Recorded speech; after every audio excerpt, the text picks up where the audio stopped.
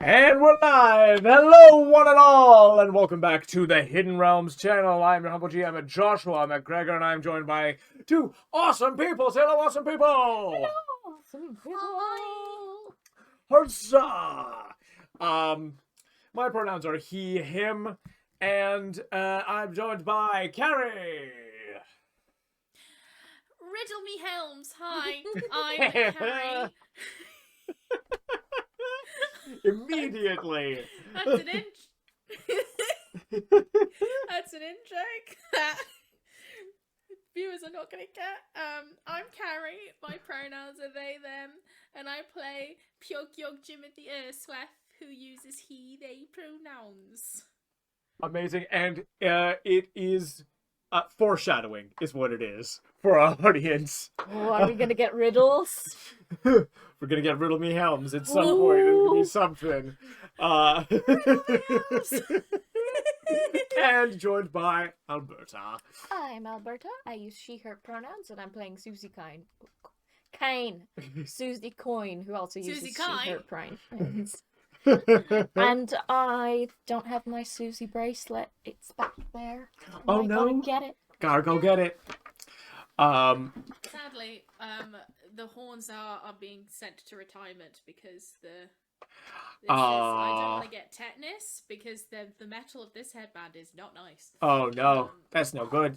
No good. Unless there's like a way I could like take these off and just repurpose, like get a different headband to put it on. That makes sense. Yeah, that's mainly the problem because there's like a lovely little like ribbon that's sort of tightly wrapped around the headband, but that's come off. And the hairband is gross. So I'm not wearing that. That's all good. Yeah. But the horns are there in Picture it. spirit. They are. Yeah. Yes. No, I'm not gonna make the joke. I'm not gonna make the joke. Anyway.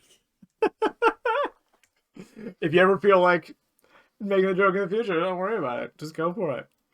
Tell us later, whatever the joke is. Last time, Piuwhgieawrg went to sleep for a whole day and another night, managing So to many. resist the influence of Derun, one of the last surviving Ismeran gods, and got to meet the god of tyranny, Bane, and the goddess of pain, Leviatar, and sort of received boons from them. And in addition, this Rebroblex Gymnopus sort of like having a feel around and trying to find Keiko and starting to make plans, etc. But now we come to this session. On day 7, as you begin your flight towards Derun Fette and Hellebore to continue your quest. We begin, even as you fly, as you are all on the ship, with a little flashback to the previous day.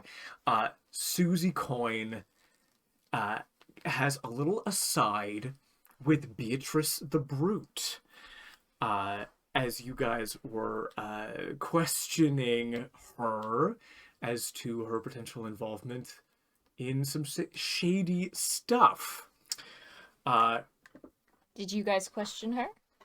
Other people? Or is this me doing it now? Well, these guys were suspicious of Beatrice Okay. in their own right, and so went. Mm-hmm. You guys also discovered that the bullywugs there's something going on with the bullywugs, that their physiology seemed to have slightly changed, but didn't really find an answer as to what was going on there. Yeah, how much did you guys? Do you remember what you guys found out, if anything, about Beatrice? If we did, I was very silly player and did not make notes, and I can't remember. And it's all good. I do remember one thing, Okay. which is that you got insane insight, and were asking, and you were basically trying to read her reaction, about like being helpful and a friend to Suzie, and she responded very truthfully that she had been helpful and that she was anxious to talk to Suzie. It did not seem to be antagonistic. And as you go to talk to Beatrice, Suzie, you notice you are still in proximity to Arsion's castle in this place, and you've loaded yourself up with 10 hit points. All of that's not an issue at all. Like you're super prepared. You do not feel the same effects you once felt here. You do not feel that psychic pressure on your mind that this place inflicted on you literally a couple of days ago. What the fuck? And Beatrice takes you to sort of a back room in the damsel to have that private word with you. Suzie, I know you're not an idiot.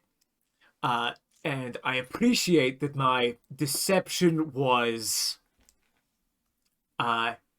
flimsy at best, but it was just to move things along for the time being.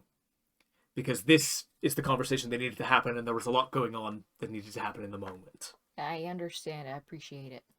Wonderful. Obviously no sniper. I shot you in the head. Because I had a contract. I figured it was something like that. Fantastic. Knowing full well that shooting you in the head never has done a thing to stop you. Yeah, yeah. I have done some digging. And the person who hired me to shoot you and confirm not only your immortality, but the nature of the magic that's keeping you around. I want you to know that it took significant resources on my part to find out who this was. An agent whose most commonly used name is Elia Malik.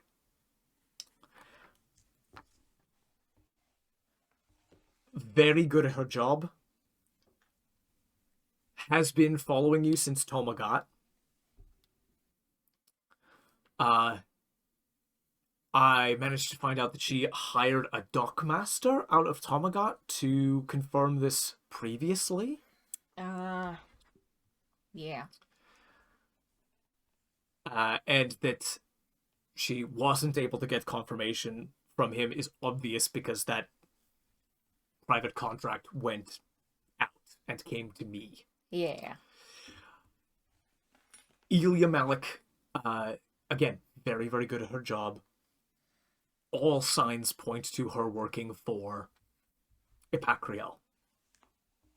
For Amthrel Toll. Who, as you know, the man who rebuilt the city. Somehow. Indeed. The only other thing I could find out for you is that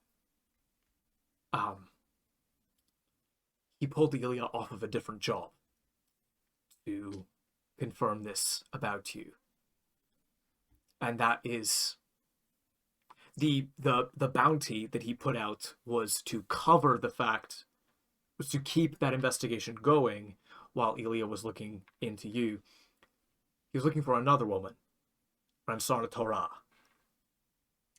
That name rings a bell. There's a bounty. Yes.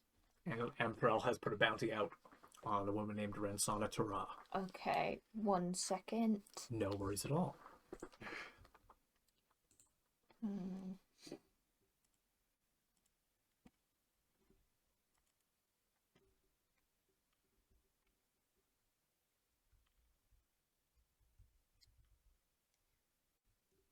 You got that up there? Yep. It's a B rank bounty. Mm-hmm. Alrighty. What do you know about, if anything? What about Amthrel or about Ramsana? Looking for all the information I can get. I took most of my time in the last couple of days has been spent obviously trying to repair my ship and also on following up on just trying to find out who this woman was. So I don't have a huge amount of information.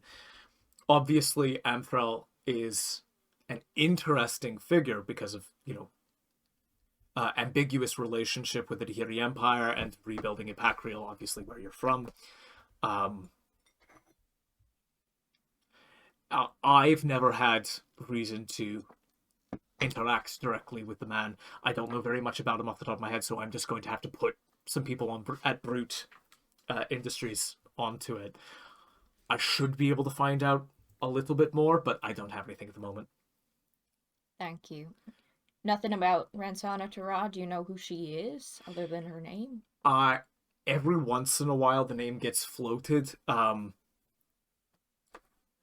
The most I could pull up, ghost stories that,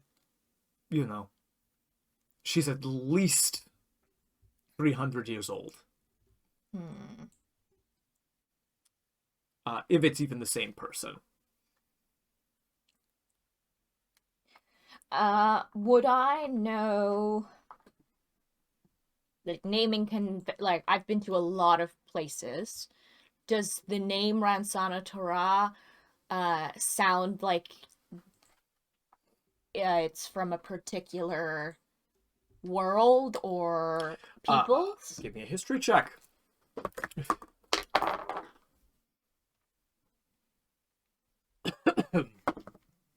Natural one? Nope. No, ambiguous. You don't even know what race Red Sauna would be.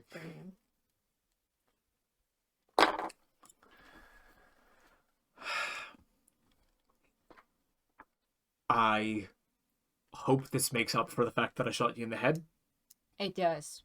In fact, honestly, I've come out of this in a better position than if you had not shot me in the head, so I appreciate it. I figured we could get a win-win out of this. Yeah. And whatever happens next, take care. Because this man is hunting you. Alright, thank you. That confirmation has been given. And nobody who's looking for his Marin shit should be trusted. Amen to that. Alright. Take care of yourself, Suzie. Thank you. You too. I'll see you at some point. In the stars. You got anything? We modded out my gun a bit, but do you got any spare guns lying around that, like, maybe they're not usable anymore, but I could harvest parts from them? Absolutely. And she is going to toss you, a not working, but with salvageable parts, why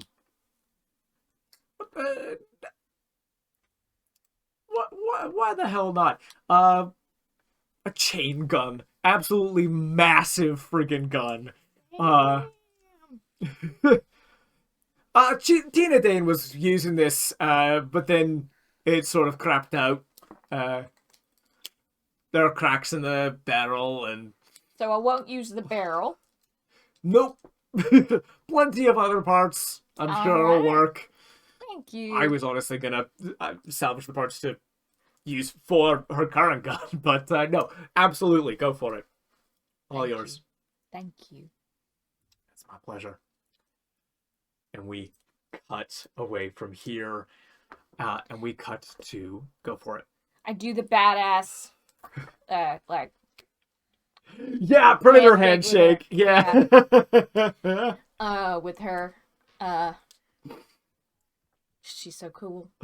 Can I just do a curse? Just a just in case insight check that she's not Go for keeping it. anything from me. Thank you. I'm gonna use a different die. That's a 2 plus 4. That's a 6. Fantastic. Yep, everything. I mean, she could be, on a 6 insight. By golly, yeah, she could be playing you for money for any of the factions of this galaxy. But she's giving you something useful, so Awesome. Thank you. no worries at all. And I'll make sure we've exchanged numbers. Absolutely, you've got her as a contact. Yeah. Within one jump, you can communicate. And I'll say, I will say if you get hired for anything else from the same person, if you could give me a heads up, it would be greatly appreciated. Understood. Thank you. Not at all. And we cut from there. While Piuwhgieawrg and Gymnopus dreamt throughout the next day, Suzie instead buried herself in order to receive visions of what happened with the splicers and with Hellebore on this world of Ippia so long ago. We all just had a nap. Big old nap. But now we get to cover what happened in its nap. Hidden naps. Hidden naps. Oh, that's sweet. Anything flavor-wise that you would like to do say as you go into this state? Yeah, I go to the riverbed where the river was, and I dig into the silt. Mm-hmm. And I remember my first big offering to the planet, which was done in a very similar way and has helped me in good relationship with the planet. And a part of her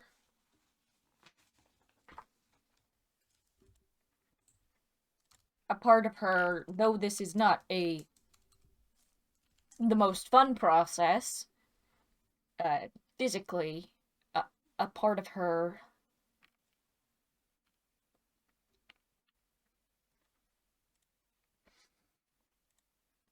finds a lot of peace in it, because she can be a part of the cycle of life and death here in some way that she's kind of been removed from.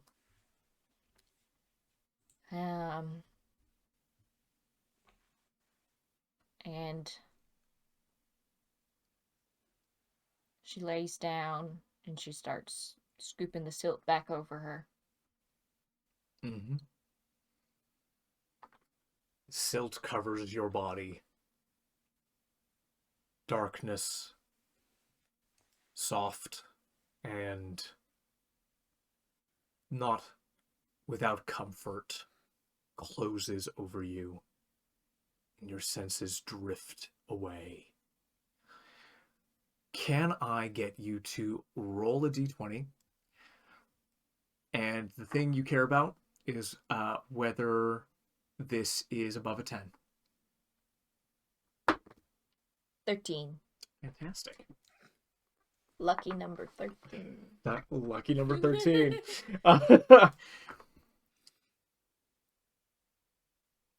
And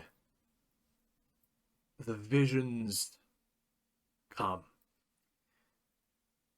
You see that running across this continent are several hundred beings. Their exact... To do a description of each would take an incredibly long time, as their physical characteristics are wildly different. There are many with multiple limbs, some insectoid, most mammalian. There are some that are large, some that are small. But their level of technology is incredibly advanced and gives a certain cohesion to what would otherwise appear to be a random selection of monsters running together.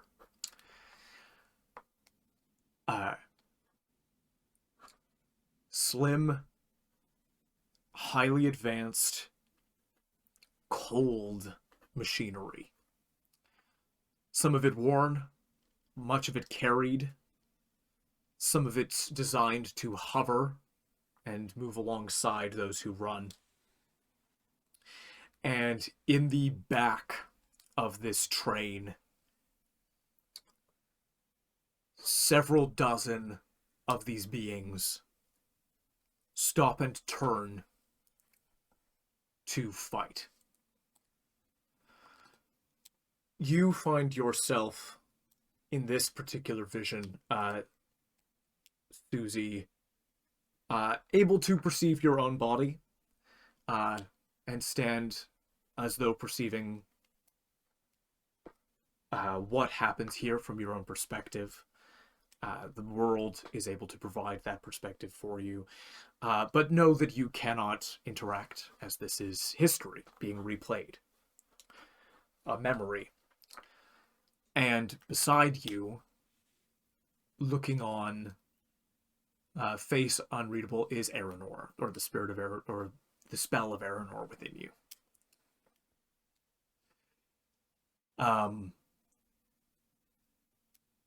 Like 10 feet away. His green eyes perceiving a scene of carnage. Two figures pursue this eclectic group, who are in fact the Splicers, as we've come to know them.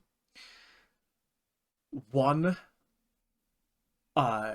is recognizable from Piuwhgieawrg's description. A figure cloaked in black, the regal attire, pale skin, and a cruel countenance. Derun is in this space. And the second figure, similar insofar as he shares a face with the Aranor that you have spoken to in your mind, different in almost all other respects. Clad in full armor, shining emerald, whether by its own color or in the reflection of the green runes that swirl around his body that are etched into the armor itself, a crown upon his temple, and a spectral sword created of pure magic in his hand. These two Ismerans tear through Splicers. It is so one-sided that it's almost hard to watch. And the Splicers metamorphosing their bodies, manifesting new limbs and abilities, changing their sizes and strengths, attacking with mental prowess and extreme intelligence as well as brute force, using incredibly advanced technologies, laser battery weapons, which are only now starting to be reintroduced as manufactured weapons in the modern day, used by them. None of it has any effect whatsoever. The Ismerans shrug off all attacks. No defense, force field, natural, magical in nature, can stop their advances. And while Aranor is very methodical about the way in which he slaughters these beings, Derun is different. Derun gets bored with killing them in any one particular way. And every 10 or so chooses a new horrific and malicious way to enact death of an incredibly varied nature. Sometimes calls upon acid, other times fire, other times using his own hands. One time he just laughed, snapped his fingers, and the necks were broken of all those surrounding him.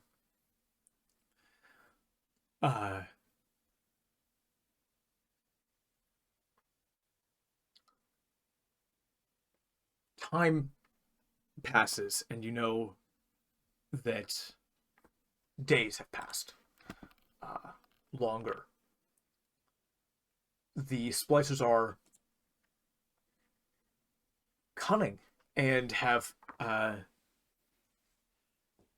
managed. The fact that any have managed to survive to this point is a miracle. And they have been running for 5 days straight. Their numbers have dwindled from what looked like 900 to 150, 200. The Asmerians showed no signs of slowing down whatsoever. You see that the splicers pay tribute to the spirit of the world. And a group, not unlike your band, eclectic in nature with various powers and demeanors, stand an incredible artifact in one of their hands of technological and magical might, infused with the power of a piano shrem of this world. And through a display of tactical brilliance, the sword manages to find purchase and stabs into Aranor's chest. And you see this look of exuberance on all of their faces, various though they may be. You see Aranor barely reacts at all, very calmly kills the splicer in front of him, removes the sword. The sword is reduced and sundered to nothing. The wound heals, and he carries on as though nothing happened.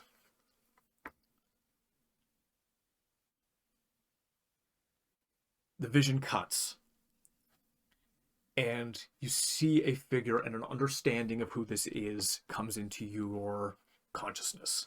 A name. Itobakov Waganiska Chiharuzid.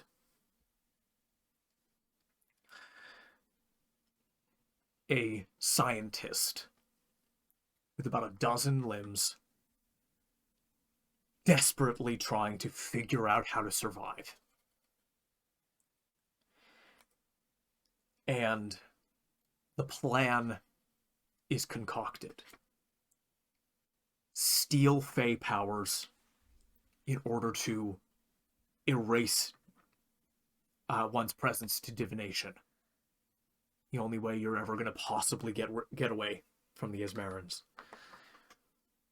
This soul splicer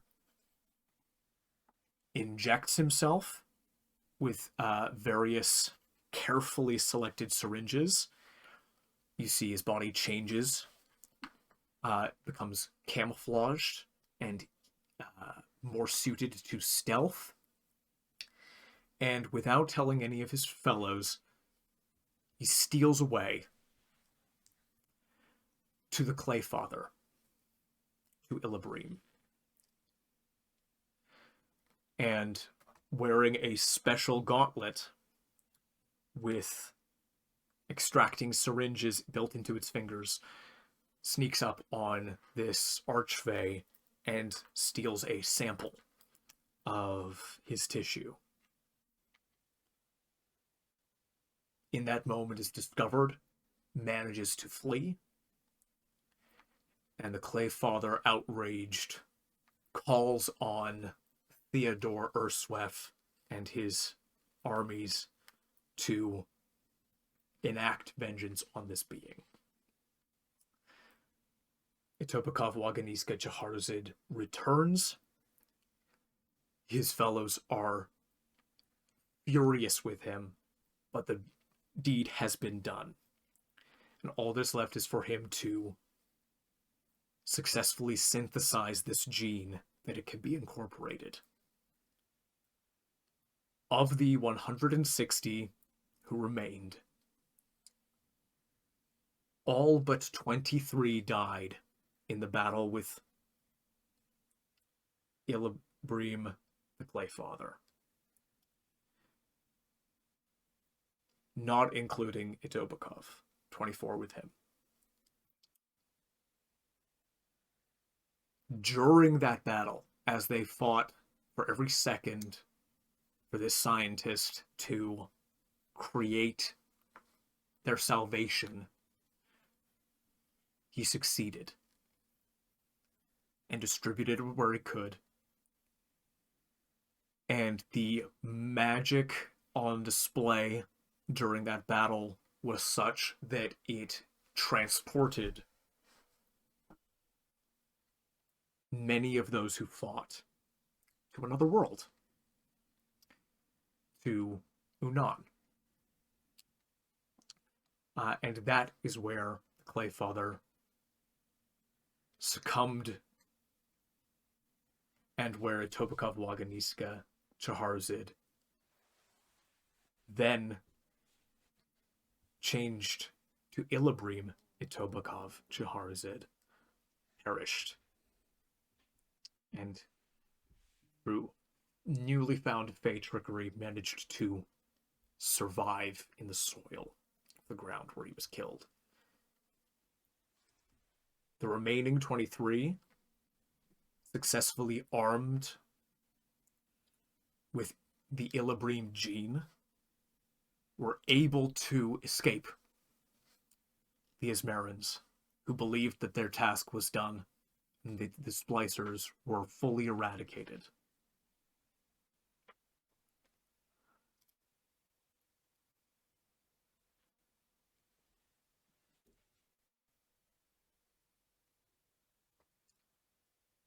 And you see that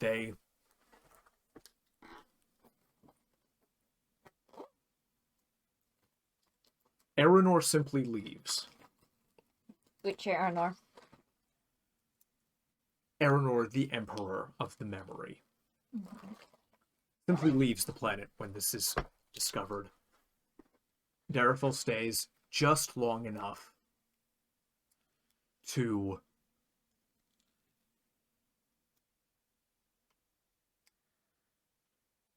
intimidate Ippia, the Ipianoshrem, the spirit of the world, just long enough to send a little ripple of fear of him and of the Ismerans throughout the planet. Little message to say, we choose not to destroy you today because we don't feel like it. But no, we know you stood against us. And then, in a swirl of magic, Derun also disappears.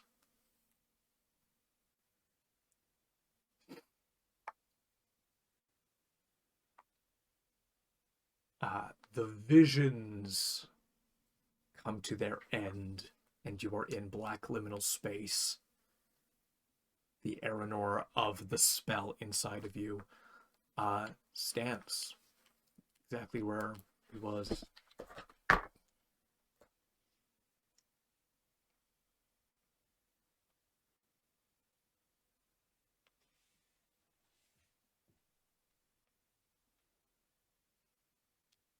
How you doing?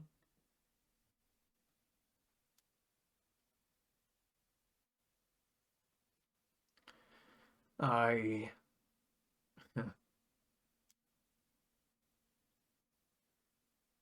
didn't recognize myself. I figured.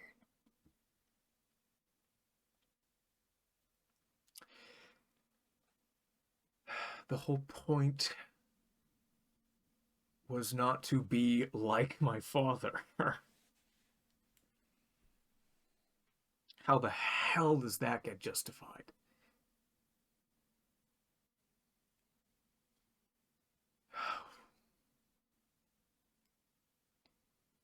I think the saying goes something like,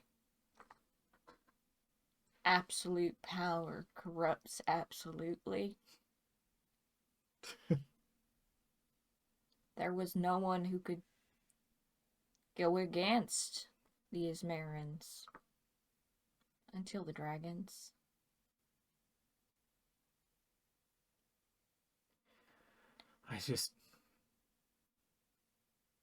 I wouldn't have believed it if you told me. Yeah.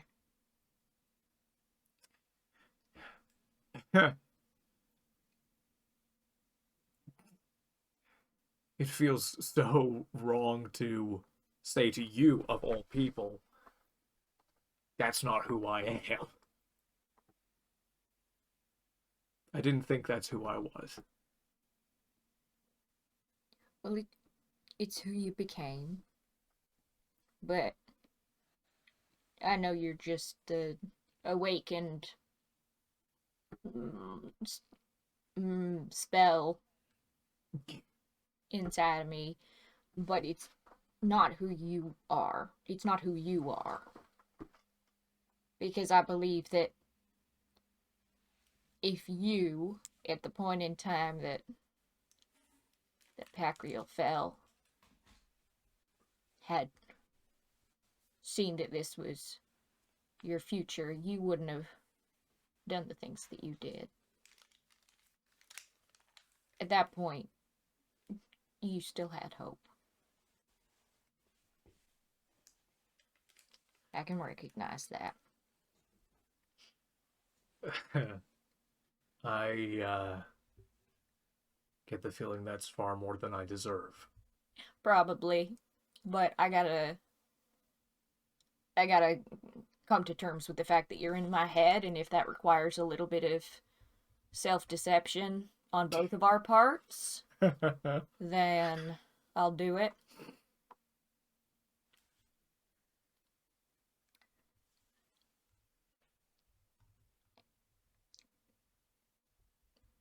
Have you been, are you able to pay attention to anything that goes on when I'm not dead? Do you listen in? I haven't been doing that, no. I appreciate that. Thank you. That's... I would ask that you continue. I honestly didn't occur to me to do that. Don't know if I could if I tried.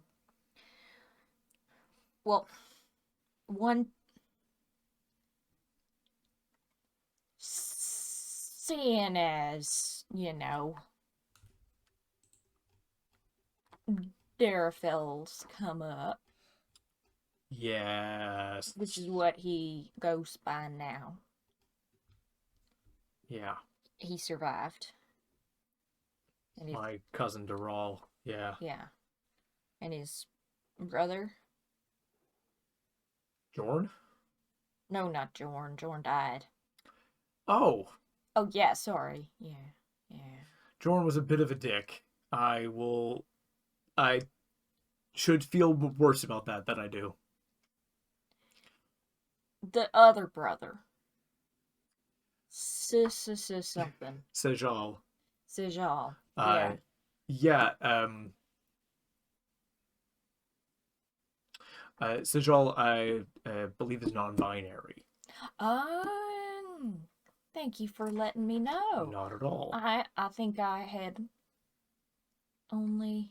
I've heard more about Derafell, and I think have I only heard Seriphiel referred to as... As Seriphiel, I think. But have I heard of Seriphiel referred to in a gendered sense? I don't know. There's maybe some of me from another life having heard things before. Maybe some things, possible. Details were sorted out. My apologies. Maybe there's been some world building since then. Yes. My apologies. Well, no, not at all. They survived as well. And they're on Volpakar together. Okay. Except it seems like they're imprisoned there. Okay. They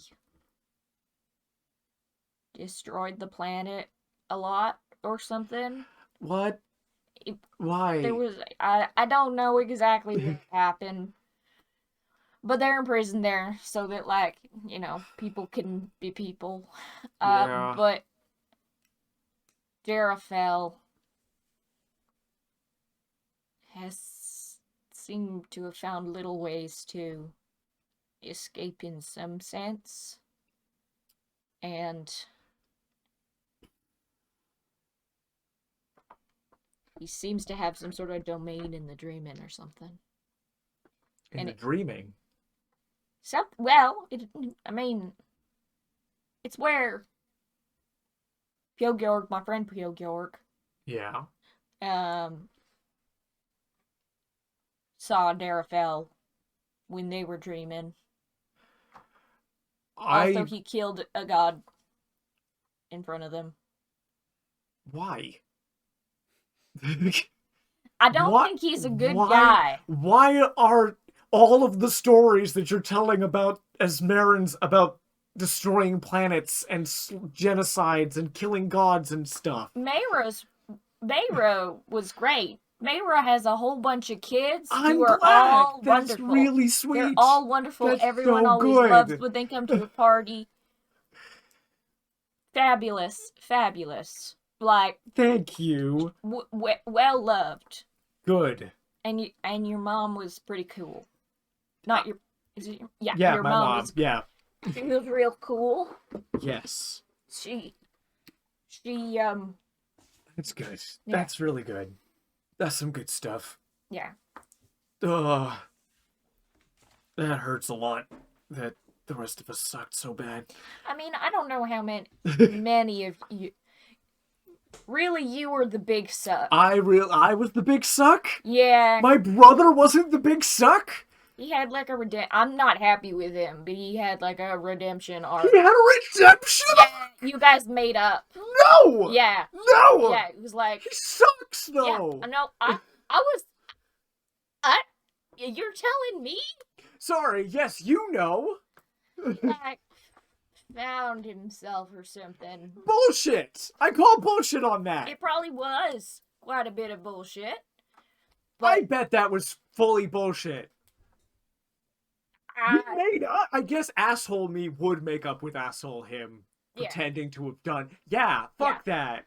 But yeah, you were the big suck. You were Fuck like an emperor who was like obsessed with, you know, you made like the Ismaran like protectorate into the Ismaran Empire. You were our gods, supposed to be our gods. Okay, here's the only useful piece of information that I have that you can potentially investigate. I don't know what a Volpakar is, what that world is.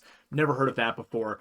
What I can tell you is that the dreaming was not something that I thought of as being interacted with very much by Esmerans, at least at this point, refers to himself in the timeline.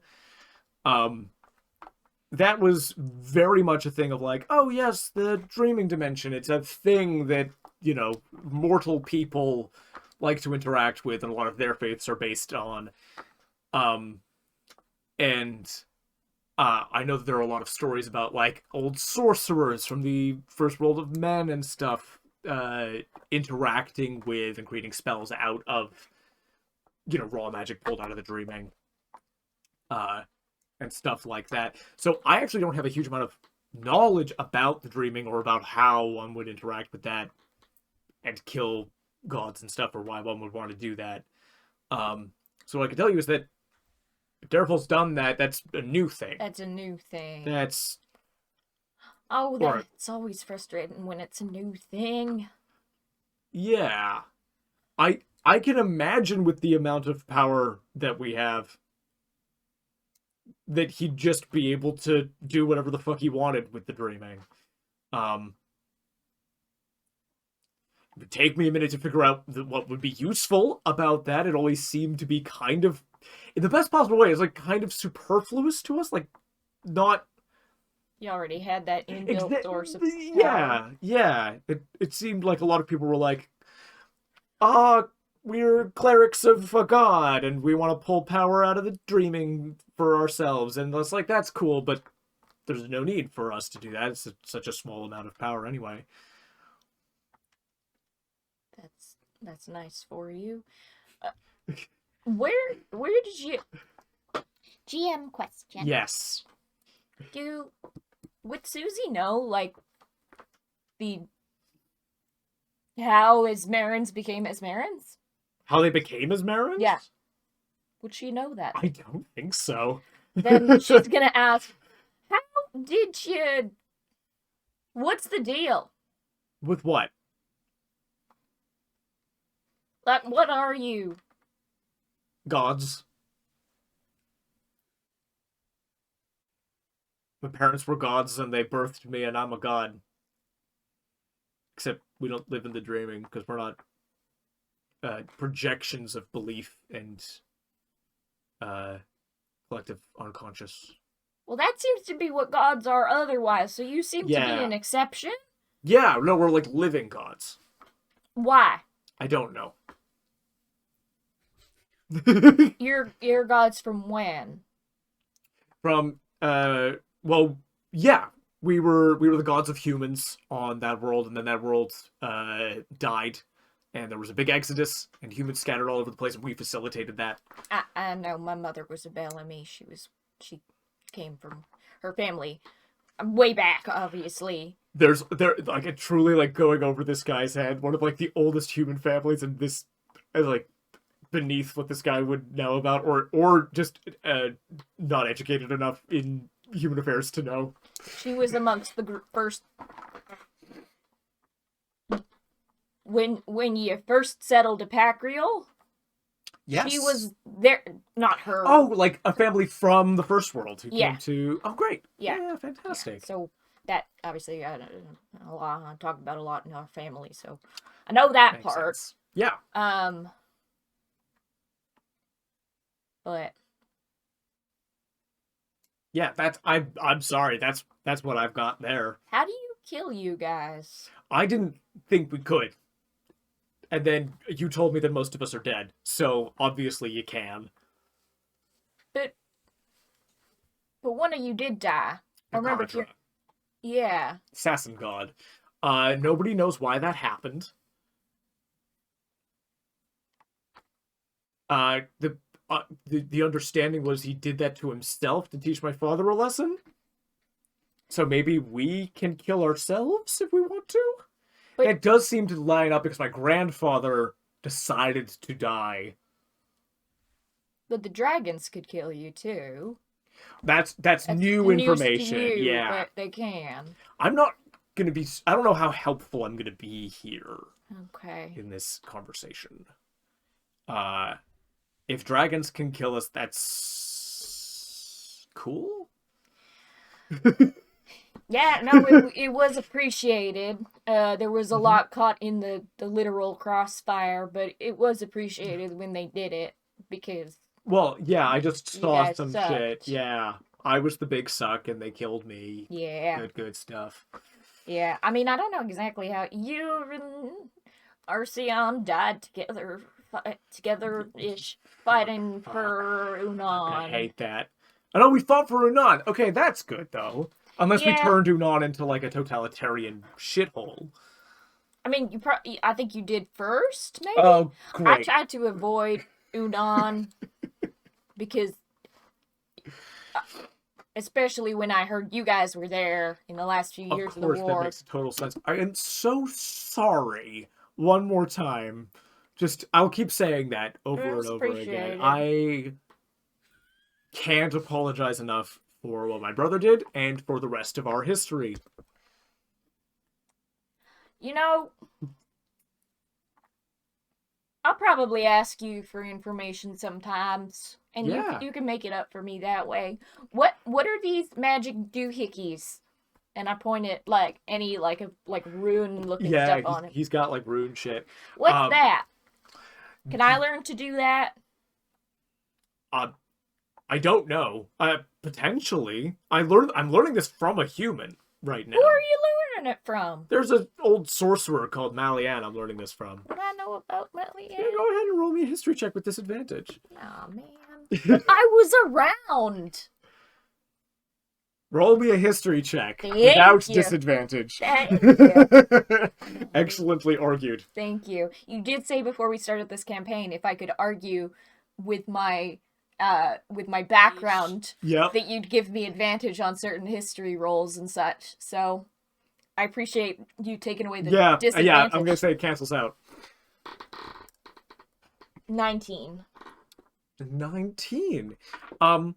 I think in the most like cursory sense, it's like, yes, you've heard that there was a sorcerer who occasionally was seen with the Ismerans, called Malian. That's what I will say. So you recognize the reference without knowing anything about him.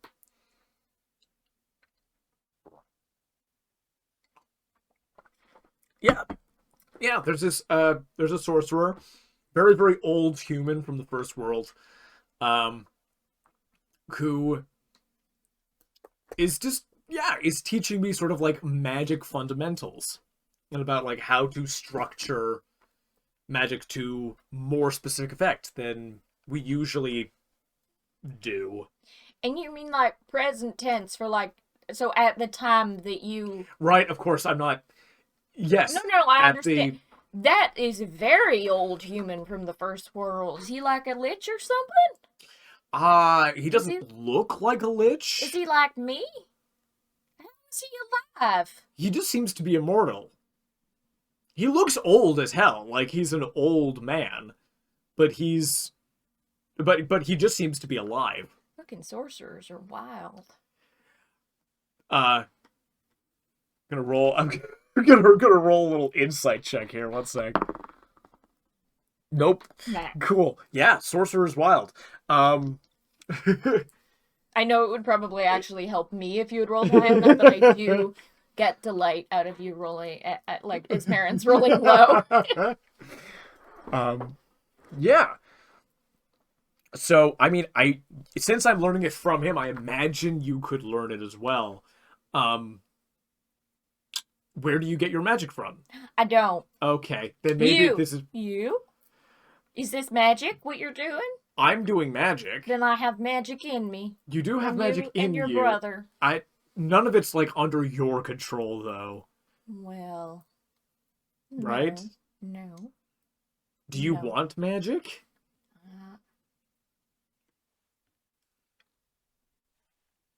Like, if I don't know if I have the resources to give you magic and keep my brother locked away.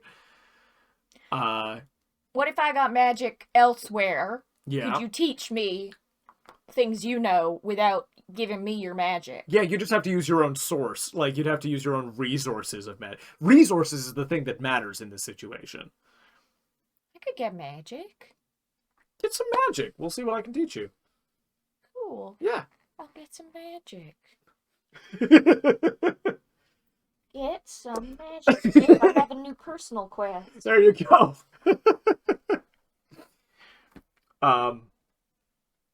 This liminal state between life and death begins to fade. Ah, fuck, I'm coming back to life. Yeah, if you stay too much longer, you'll actually be dead. And that's no good. I mean, just for a little bit. No, I mean, like, this is the state of death. So if I stay long, you just, like, fail your job? I need to send you back to being alive every time you die. Alright. That's what's been happening, sort of, like, automatically, and now I just am more aware. On purpose? Because you're, like, awakened? Like, yeah, we could just have a little bit of a chat druid before. awakens a tree or something? That's not a bad analogy? Basically cast a spell when I did that. You're welcome. That was very much not you. That was a very, very much the weird brain sludge I that did opened that. your eyes. Brain sludge opened my eyes. but I did with what you learned. Be alive! And the vision comes to an end. I immediately start choking again on silk and crawl my way out. Because this is a terrifying existence that I just consider normal. Yeah. And we cut back to the present as you are making your way to space. Making our way through space, driving fast, faces past, don't get blown up. As we go, I do a few like flips and tricks in the air to work on my piloting. Suzie, can you please calm down? I'd really just had breakfast. I need to get better. You're already a great pilot, Suzie. I don't know why you're doing this. Thank you. I'm at 2.5 ranks, and I won't start seeing the results until I'm at 3. So I'm trying to get it. I'm trying to finesse this with my DM. I appreciate that you think I understand what that means.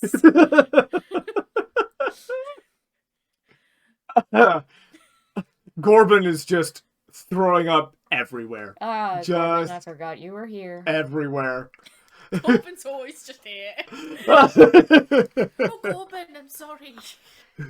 I've never felt anything like this on my stomach. You're gonna have to get used to it, Gor. I'm really, I'm helping you while we can still get out and step on solid ground after this. Here, let me spend a spell slot to try to clean all of this.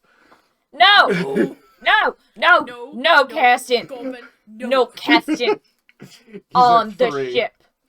Do you get that, Gorbin? Absolutely fails and goes, why? What happens if I cast on the ship? Well, you might blow it up. What? Yeah. That's what I learned. Yeah. Okay, sorry. No, that's alright, you didn't know. I was painting everything earlier and Jamie said it was fine. Well, Jamie said it was fine. Jamie should know better. Come on, Jamie, man. Jamie should know better. The thing is, Jamie does know better, but decides to not do the thing that's better. Yeah. Yeah. That's what happens. I mean, he should know better than to get on my bad side. Yes, that's correct. Everybody looks pointedly at Jamie. We'll see what Kira's reaction to that is later. Yeah, so I work on my piloting. Fantastic. I take note of you working on your pilot. Can you make me a piloting check? Yes, what do I do? Sleight of hand. Sleight of hand? So this is, I believe this is the ship's dexterity with your sleight of hand proficiency. I don't have sleight of hand proficiency. Well, then it's just the ship's dex. Damn it. Yeah. Let me just pull up the starship for you. Thank you. It's a +4. It's a dexy ship. But mine's better. What's your dex? Is it maxed out? Yeah. Dang. Renegade fighter. Renegade fighter, and every 200 years since my death, I get to add 1 point to my ability scores. Suzie's original strength score was... What was it, hun? It was a 5? Like a 5. It was a 5. I started the campaign at did I start it at 10 or did I start it at 12? A lot of those centuries went into making it not like a very sickly strength. 1,000 years went into having a normal strength score. Yeah. Glorious. Oh, that's a natural 18. Holy or hell. 22.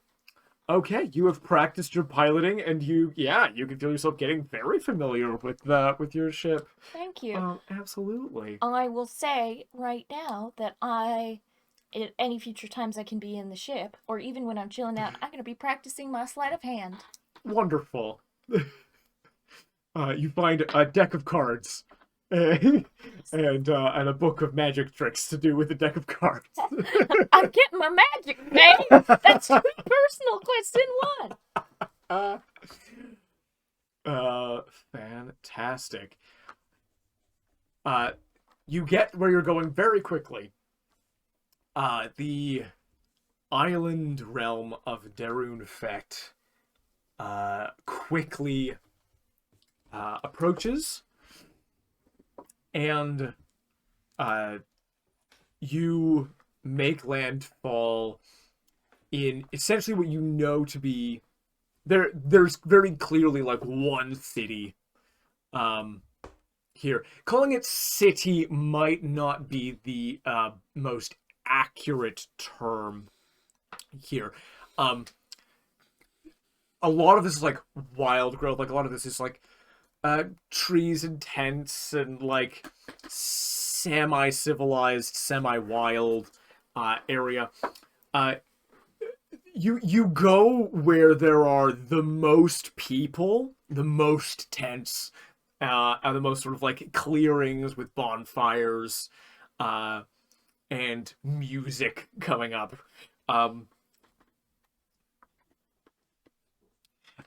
Absolutely. Why are we still having secrets? It's hardly a secret. The secret is I have to pee. Oh. The ship lands, and you guys make your way out to an entourage of satyrs and fawns of Hellebore who are drunk as hell, and that's where we'll take our bio break and come right back. Not at all. We've all got the horn. We've. Satyrs and fawns. But what does that expression mean? We've all got the horn. Got the horn means you're horny. Oh, does it? Yeah. Okay. Oh, then we've all got the horn. There's an orgy also happening. Well, yeah, Just no, like I was 20 actually feet away. I was gonna say like the thing Yeah. Suzie says when she arrives is just walk and shout because these guys are so fucking horny. Just be prepared. Piuwhgieawrg just tries to ruffle his fur to try and cover up his horns. Immediately, like six separate people are looking at you with just what can only be described as pure lust. Can't handle that now. Suzie, yeah, a similar number of people are looking at you the same way. Same with Corbin, same with everybody else. Yeah. Indiscriminate. Yeah, We are discriminate. the hot cross buns. We are. Hot cross buns, indeed. Break time. We will return after a bio break. Bye-bye! And we are back! Returning right back where we were, you disembark from the Phoenix onto Derun Fette. Can I get perception checks from everybody? Yes. Go for it. Yes, you can. I don't know why I was about to roll with it.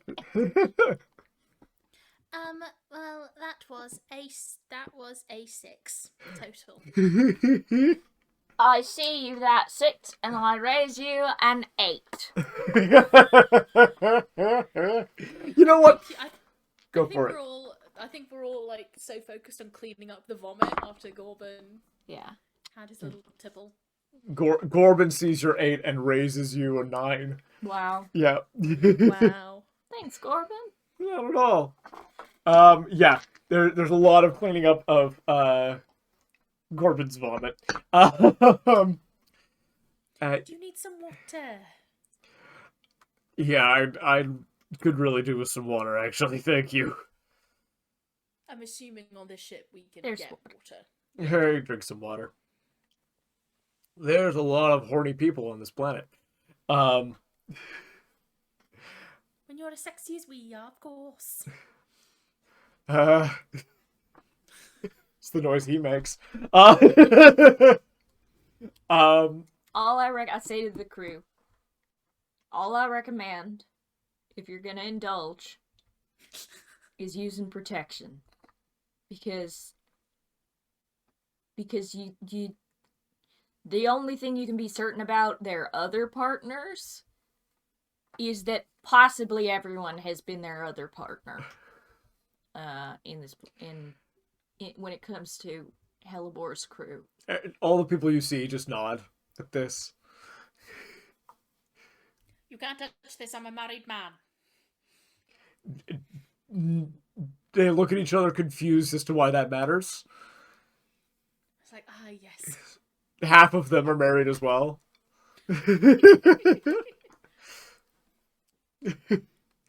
Two of the married ones. Just like I think I say to Suzie, thing is, John and I were very experimental in our marriage, but the only thing we didn't try was inviting other people into our love.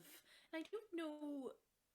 You should speak with him first. Yes, exactly. But yeah, I would say that bolsters if that's true, maybe I wouldn't be telling as much of a lie. One thing that gets through to them, if you say that, you're in a sub-dom relationship, then they'll respect, like, that they'll respect Why that. Specifically that?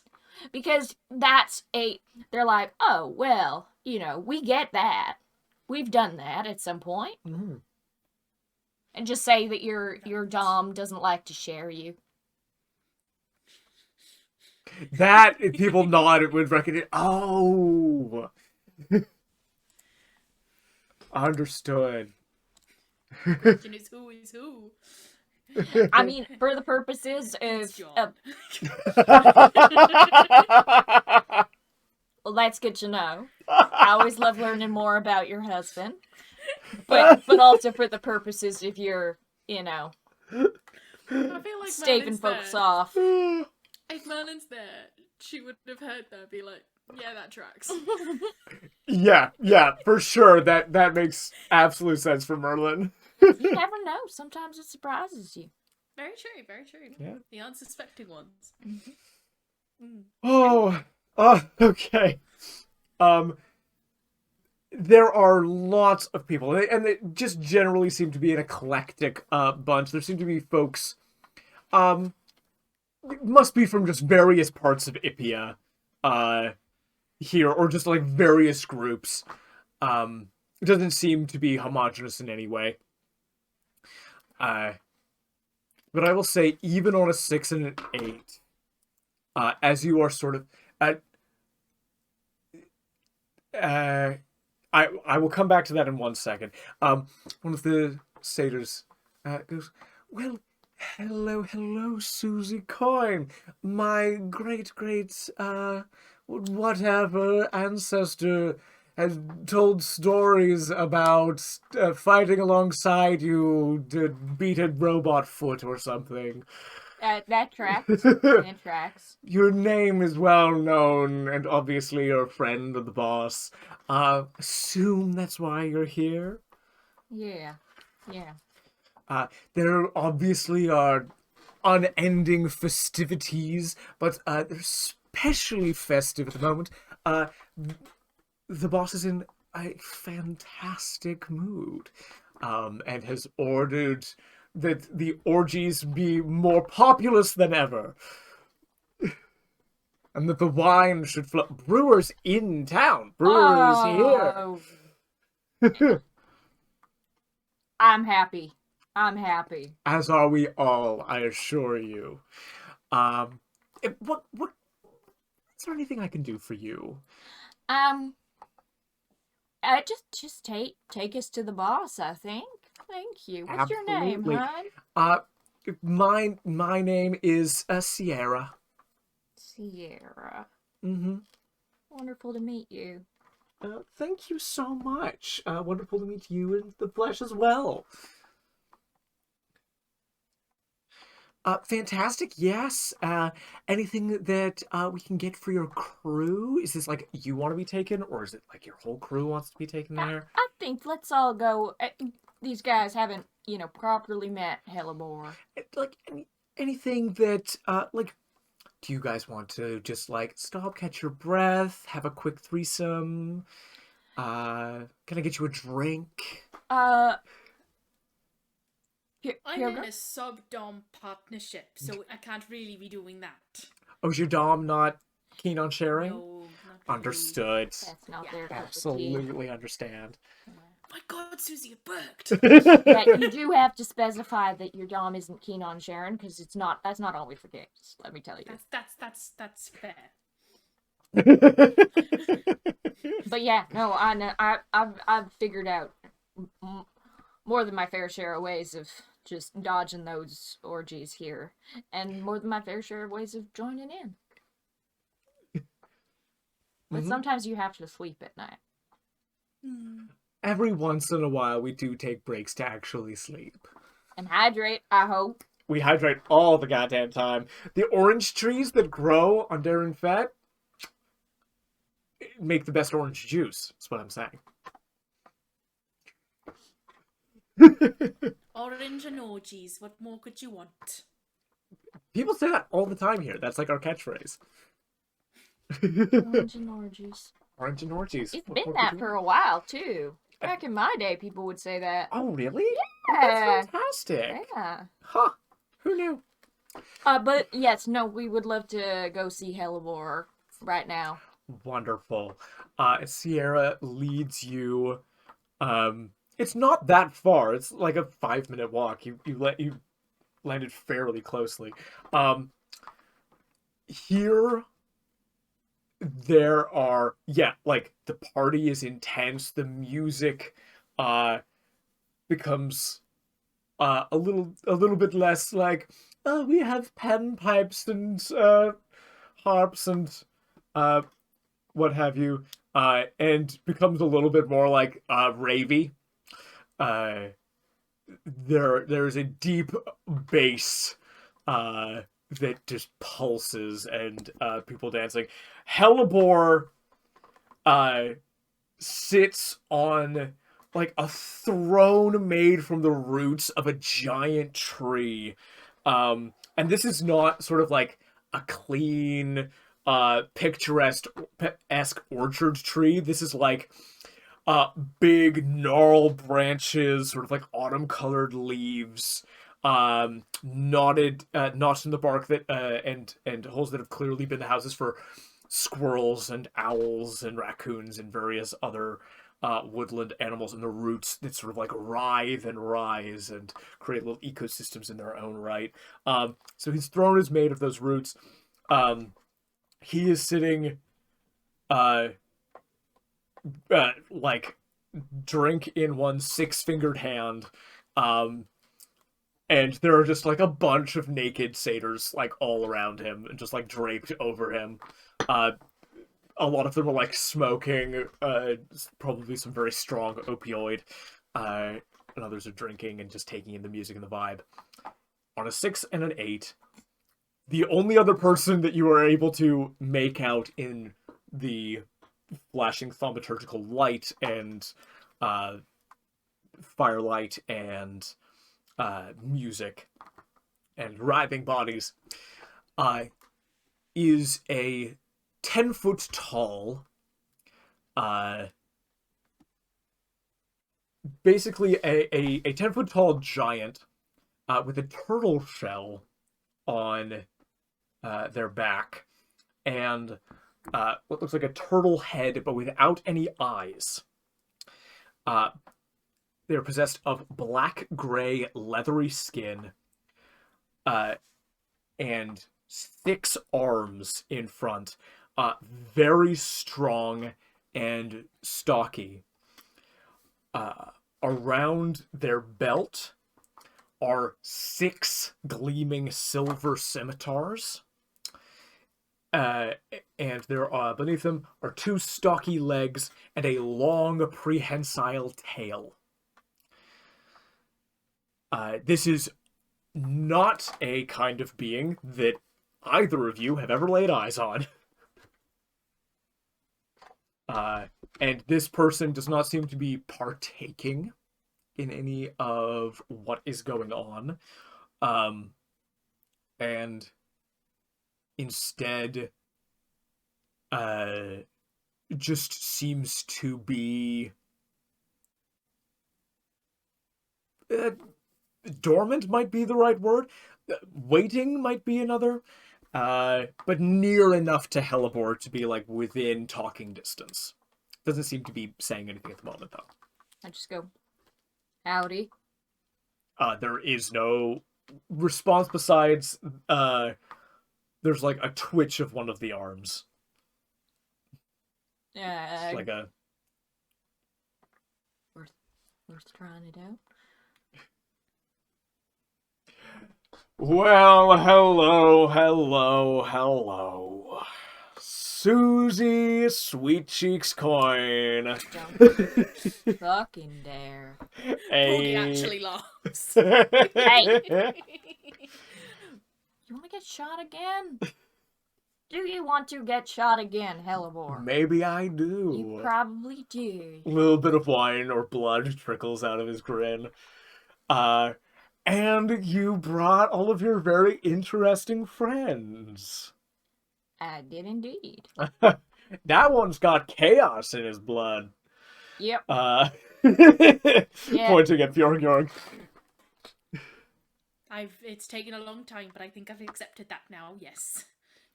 Fantastic. Piuwhgieawrg stepped up to the plate when you wouldn't, and really hit it out of the park. Thank you for not agreeing to be my champion. You're absolutely welcome. Piuwhgieawrg is an amazing baker. That tracks. That's very cool. I appreciate people who can bake. I cannot do that. It's just a family tradition, isn't it? Well, you know, you beat the champions of the Silt Mother, so you gotta be Who were my very cool. parents, which was Oh, was that what was going on? They Cool. jarred my parents. Yeah, cool. Actually, your parents weren't charmed. They just misunderstood. Okay, yes. Carrie didn't remember that. But it makes sense that Piuwhgieawrg would want to believe that, though, so it works. That's fair. That's fair. Suzie, let this goat have his coping mechanisms. Fair enough, my friend.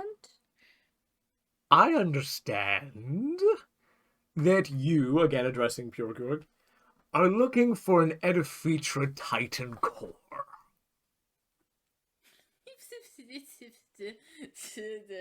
No one's listening, right? People might have heard that. Yeah. I may or may not be looking for an Edifitra Titan. If you want one, I have one. Is that person there? No, this is a very esteemed guest. Somebody I'm sure you'll want to converse with.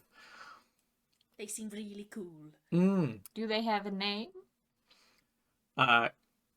Well, would you like to introduce yourself? This sort of eyeless giant turtle, sort of like shifts its head ever so slightly, and speaks in common, and says, I am Gunulfur Ogedai Cyprianus of the Splicers. Oh.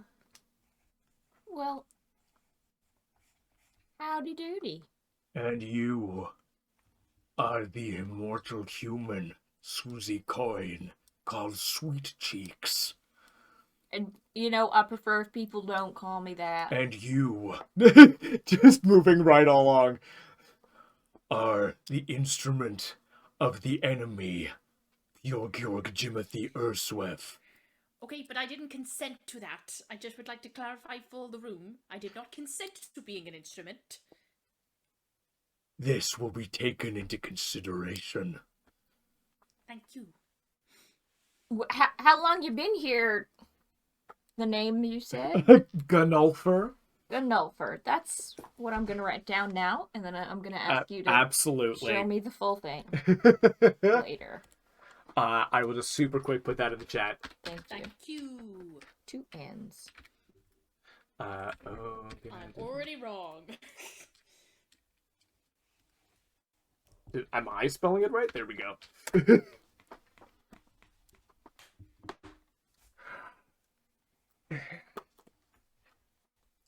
Yes, there is a whole thing. Benvolio and his crew are around here somewhere.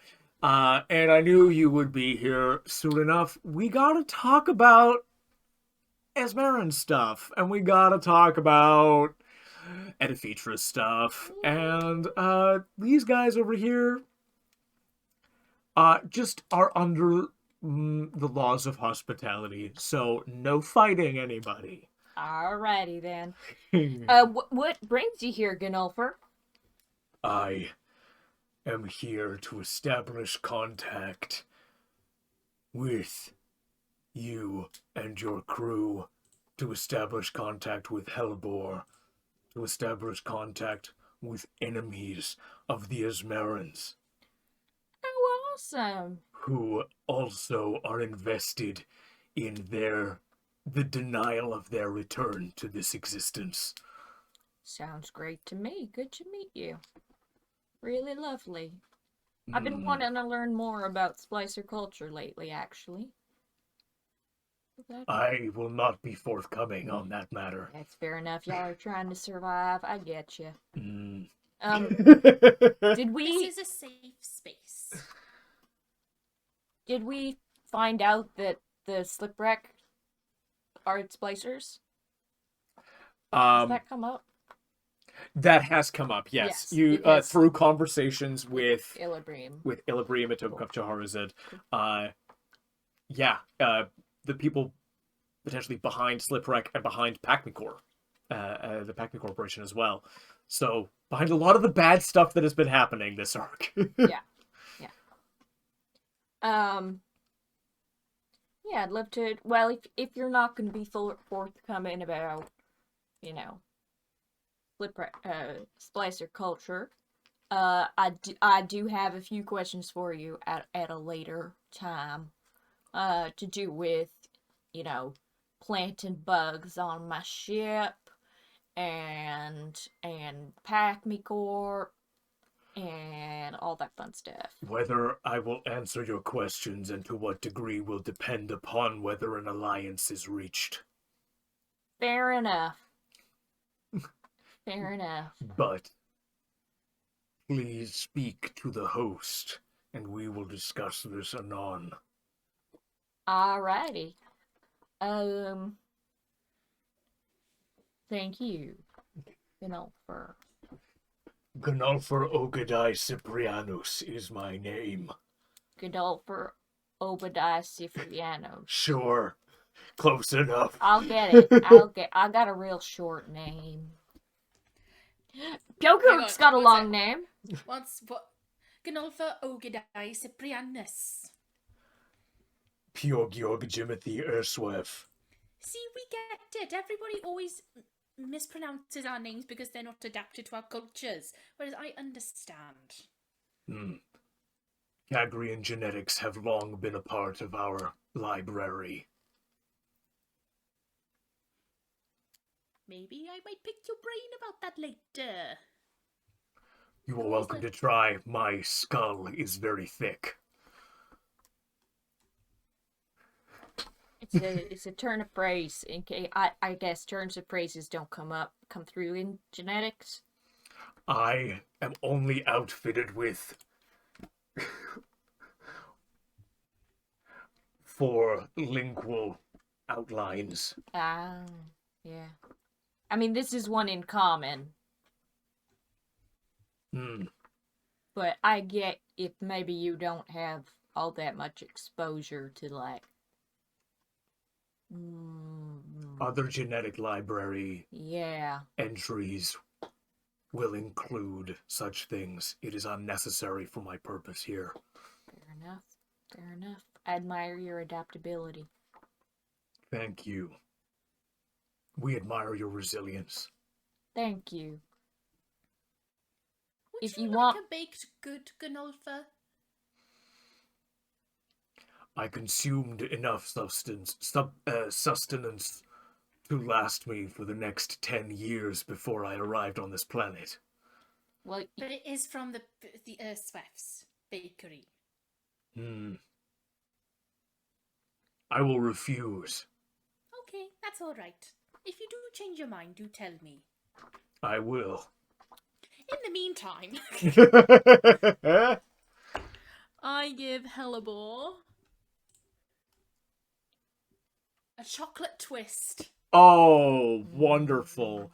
Hellebore accepts with his usual grin, dunks his chocolate twist in his wine cup and munches on it. Now that is a combination I would love to try at some point. He offers you the other half back and his cup. No, of course, it's yours. Keep going. I can make it in my own time. Absolutely delicious. Thank you so much. It's all right. So, what can I help you with, Piuwhgieawrg, sweet cheeks? Only my husband calls me that. he was talking to me. It's an Is old... this an inside joke I'm not aware Ha of? ha ha! A joke insofar as I'm concerned. Okay. Sweet cheeks, sweet cheeks, sweet cheeks, sweet cheeks, sweet cheeks, sweet cheeks, sweet cheeks. I will shoot your sweet cheeks again. Once I got a bullet in the ass. And I liked it. Glug, glug, glug, glug, glug. Didn't work well as a way to stop it, getting him from saying that. Well, everything is coming up.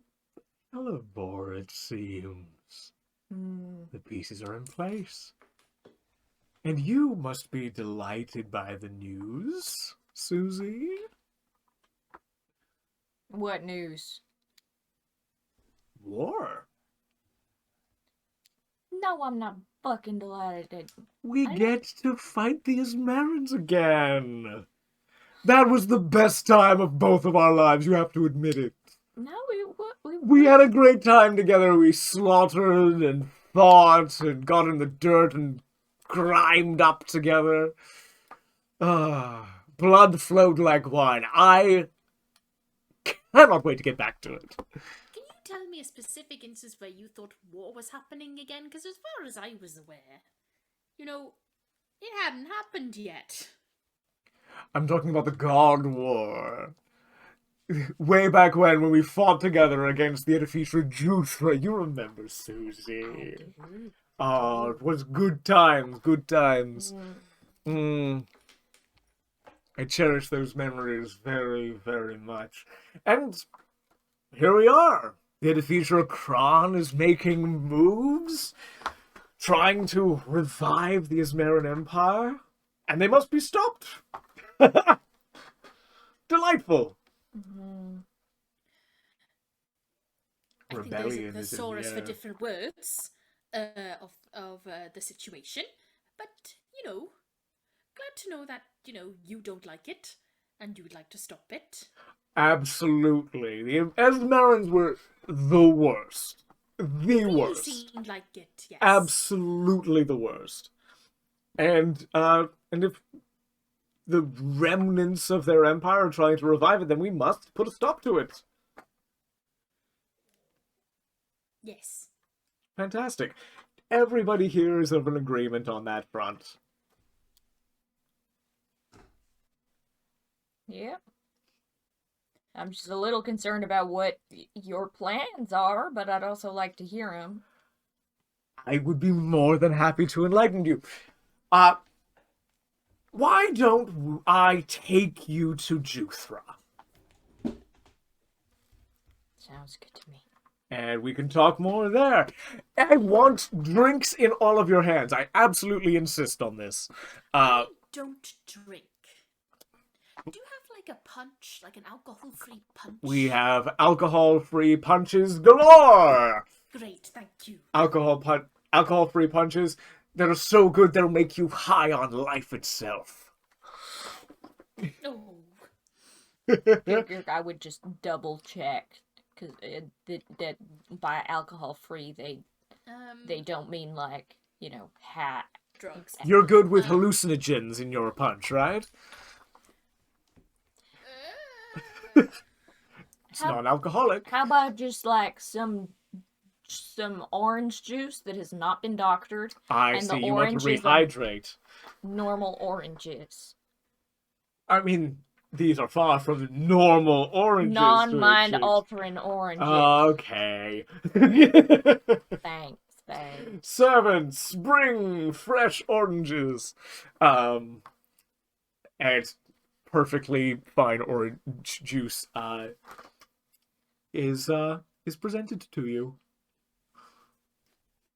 Would it be a medicine check or something? I will allow medicine or nature. Yeah.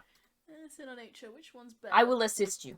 You got Do advantage. it with advantage. Ooh.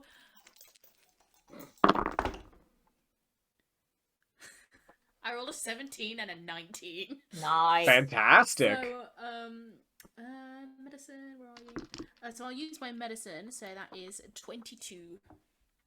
22. Yeah, non-alcoholic. Yeah, 22 is very, very good.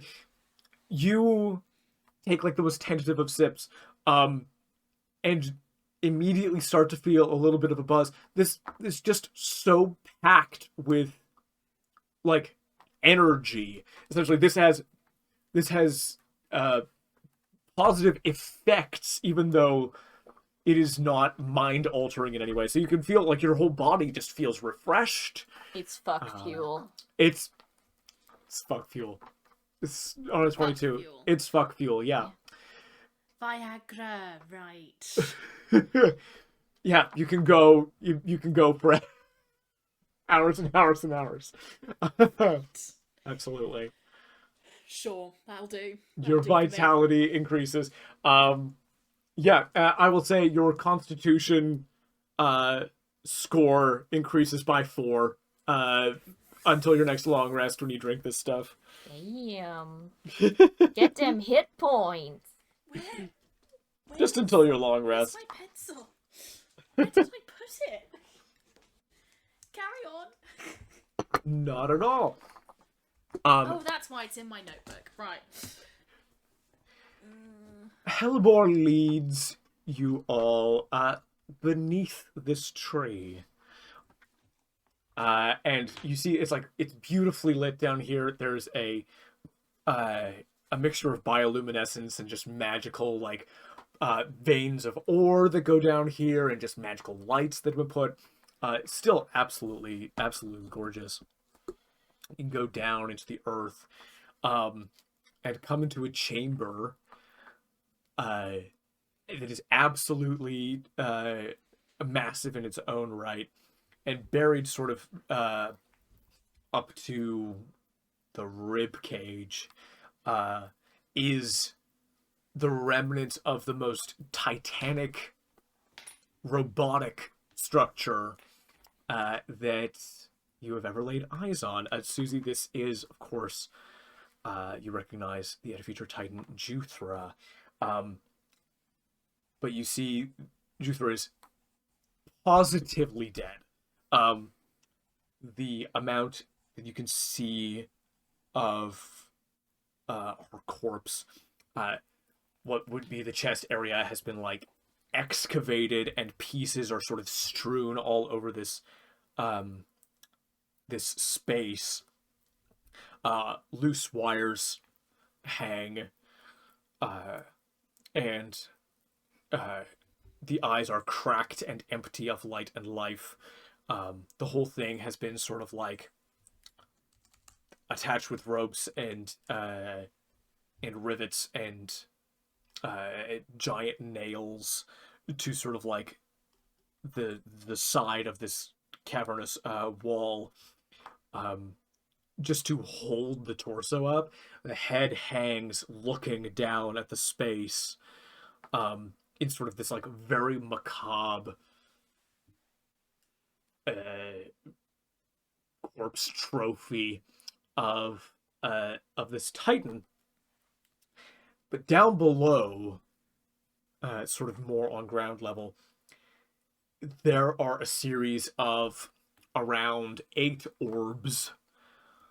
Most of these are cracked and split, and they sort of hang in space like they've been hung almost just like planets in a solar system.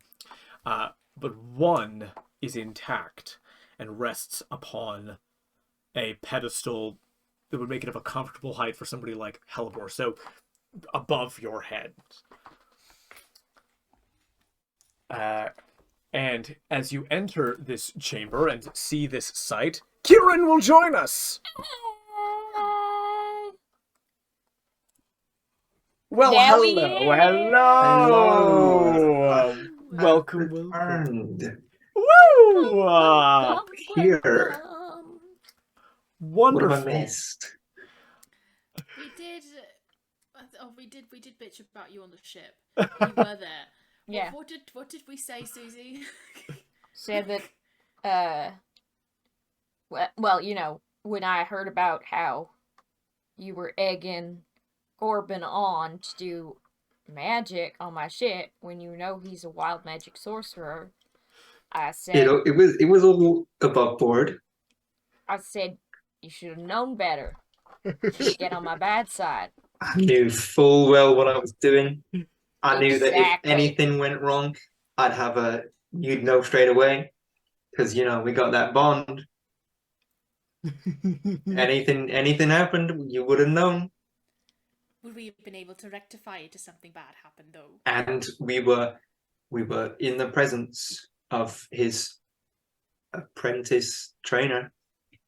This was a school lesson. No. I said no. I said no, and you still egged him on.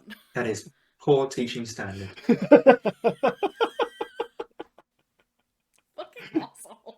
Look at all my cool shit. I got hazard stripes. I can't win with you. I can't win with you. Oh, Anyway. amazing. We're at Jutra. Very brief recap.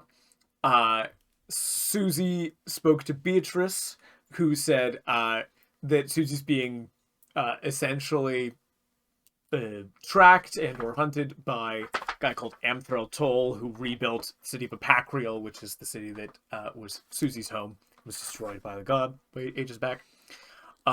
Same person who hired the Dockmaster Adelar was the same person who hired Beatrice to shoot her in the head. Then Suzie got a vision of the Splicers being hunted by the Ismeran gods. I buried myself so I could chat with the planet, because the planet said that they would tell me at the beginning of all this many sessions ago when I had time. So saw how one of the Splicers basically stole the genetics of Illibream and incorporated his power into themselves so that they could hide from the divinatory magic of the Ismerans. And then Suzie had a bit of a talk with the spell of Aranor that's inside of her that's keeping her alive, about this, that, and the other thing. And then you guys have gone in the ship to Derun Fette, met up with Hellebore.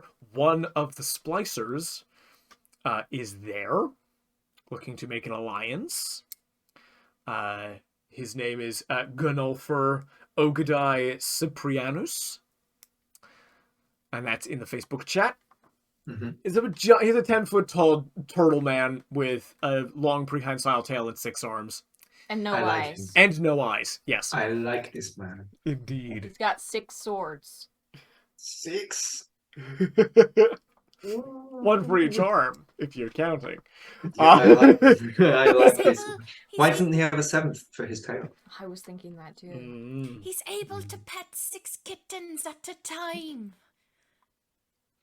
Great. Yeah. He's refraining from the orgies, but I bet you there are a lot of people there who are There's a really lot of disappointed offers. in that. Oh yeah, he's been Things I could- approached. The things I could do with that body. Uh-huh. Give me an insight check. A sort of like, Yeah, hindsight insight check, if you would, Monsieur Jamie. I'm Sure. assuming. May I not? I can't help, presumably. Not on this. Am I doing this with Jamie's stats? Yes. Yes. Let me find one d20.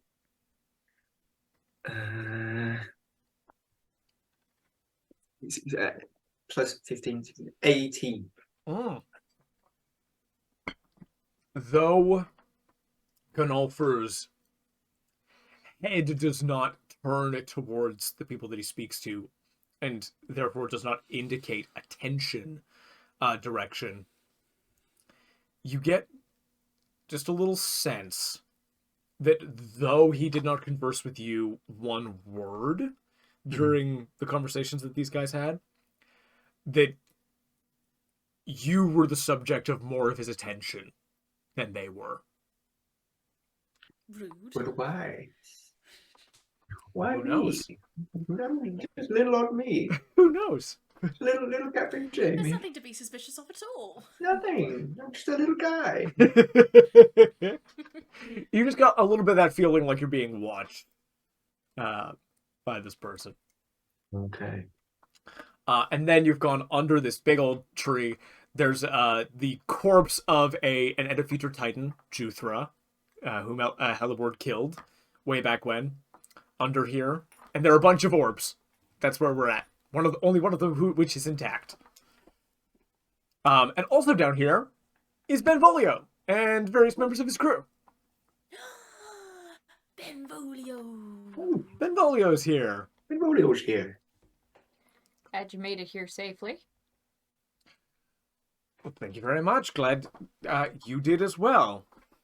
It just makes me laugh every time. Too good. So good. So good. The best. Mm. Wouldn't be in character without it. Mm. Yeah. Anyway. We can imagine the horror. Yeah. Okay. Natural. It's more important that your head not be in pain. Yes. Very Thank much you. so. Thank you very much.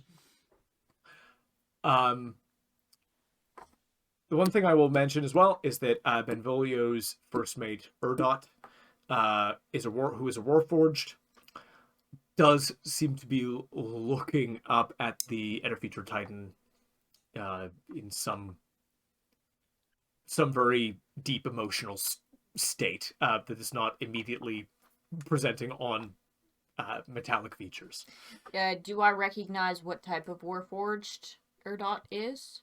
Cronian Warforged. Okay. Yep. What did you say their name was? Erdot, capital ERDOT. All capitals.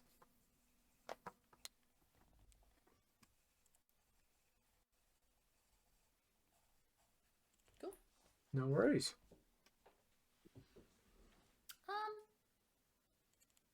I'd like to approach Dot. Absolutely, yeah. Erdot's shorter than you. Yeah, it very much of the same model as Wheat and the other Warforged of Giart.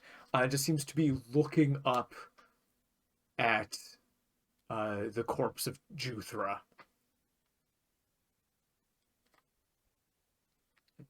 Do you want to talk it out, or do you need a moment alone? Piuwhgieawrg, by the way. Good to meet you. Erdot shakes your hand. I do not know that you can relate to my emotional state in this moment. It doesn't matter. All that matters is I'm in here to listen to. If you want to let it out. You are very kind. I just know the struggles that pain causes. And if there's anything I can do to alleviate that, then of course I'm going to do it. It is an existential fright to know once gods are real and to know they can die. Hmm.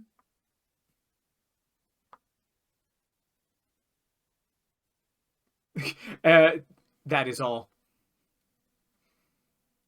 And you're worried that it might impact you?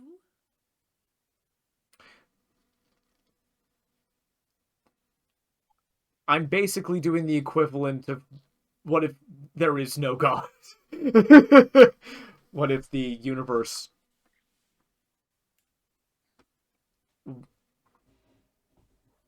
it was always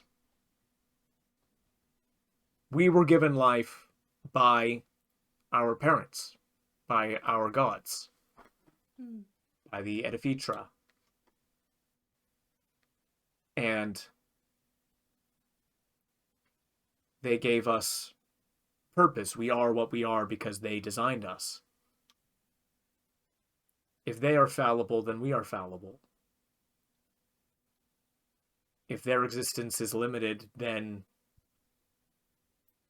why should we outlive them? And to what end? Sounds to me that you feel like you've lost a parental figure.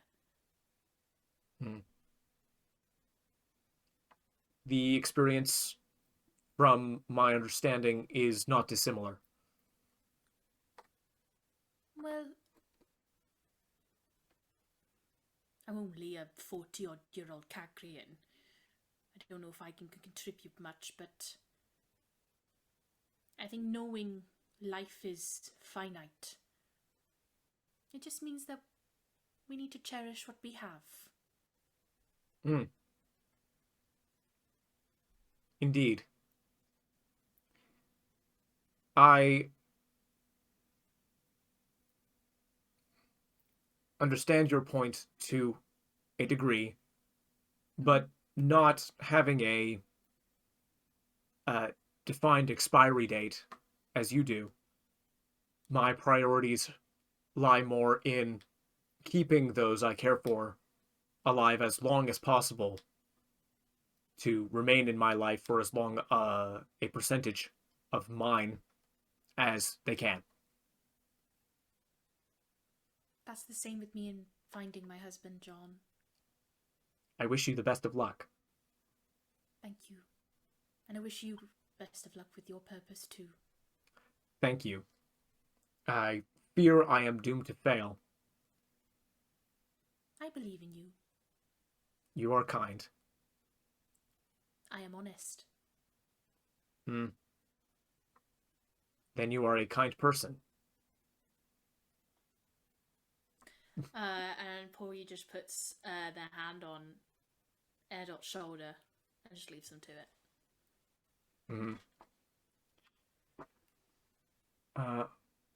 Wonderful. I think Suzie didn't approach that, but listened in on it. Not in a suspicious way, just... yeah.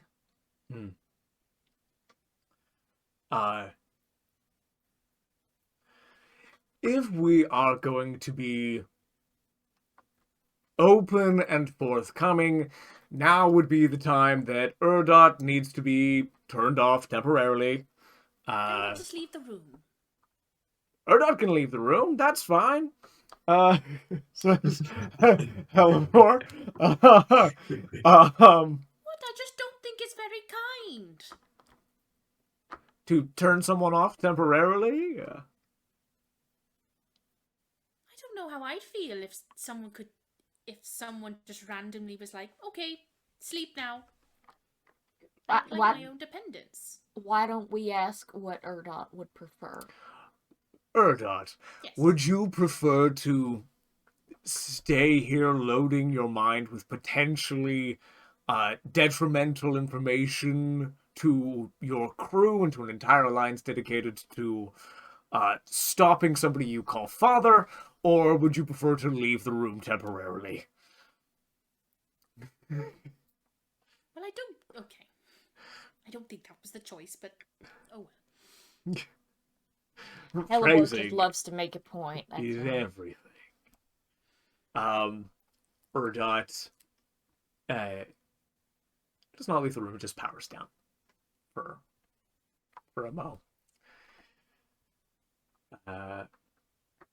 Yeah, just. Oh, I guess no. Urdot will leave the room. Urdot goes outside. And I'm gonna, yeah. Urdot goes outside. Thank you. Of course. We could hardly have our discussion with a Cronian Warforged here. I appreciate that. Are we protected from magical... Everything I can protect us from. Alright. Otherwise, they would have watched this whole thing. Yeah. Indeed. So yes, data core. It's got everything you want on it. Your quest is like a constellation. It's very difficult to miss. Looking at Piuwhgieawrg. Now, Suzie, I presume you are also on board for stopping the Asmerans coming back. We'll talk about all the details, but Yeah. wonderful. And you, Jamie. That's me. How Mm. do you feel about this whole thing? It's yeah. Yeah? Yeah. I mean, basically, like, if they're gonna hurt me or they're gonna hurt my crew members, Mm-hmm. then that's bad, right? It's true. Very So- bad. So whatever. Susie's the boss. I feel like I don't have a personal stake in this, but It's I'm more than fair. gonna reiterate that we are a democracy. Thank you for calling me the boss, because it does feel nice, but we're a democracy, and also you do have a personal stake in this because, most people coming after you, you could fight for the hopes of surviving. If the Asmerans came after you, there would be no fighting. If they came after me, then yeah. I mean, they're not right now. They would if they knew about you. It's true, they would. They would. All right, put me on a silver plate, why don't you? What I'm saying is, Shushi. What I'm saying is that yes, I'm on board with the plan. And although in my eyes, I don't have a personal stake, sure, 10 or 20 or 2 years in the future, I will. I get that. Wonderful. You have foresight that we can, in fact, do business. Can somebody go and bring the guest of honor down here? There's going to be some explaining that needs to happen. And screw it, let's bring the splicer down here as well. We might as well all become friends. Hello. I'll do it. No. I've got people for that. Okay. Yes, and a very merrily dancing satyr with the pan flute comes and gets instruction and does a little jig up the stairs away.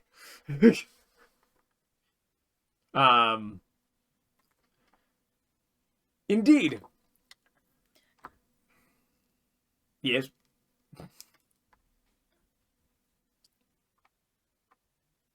Well, I'm just aware that, if I fulfill my quest, then I bring about war. Oh, you're talking about... What are you talking about? That... I'm not saying his name. I'm not saying his name. Okay.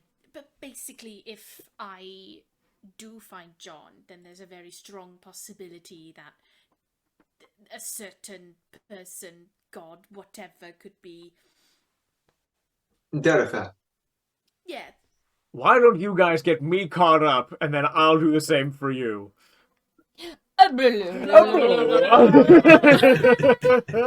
don't explain about the gods in my head now, because I don't want everyone here, like, who's in this room to know about it. I'll talk to Hellebore about that another time.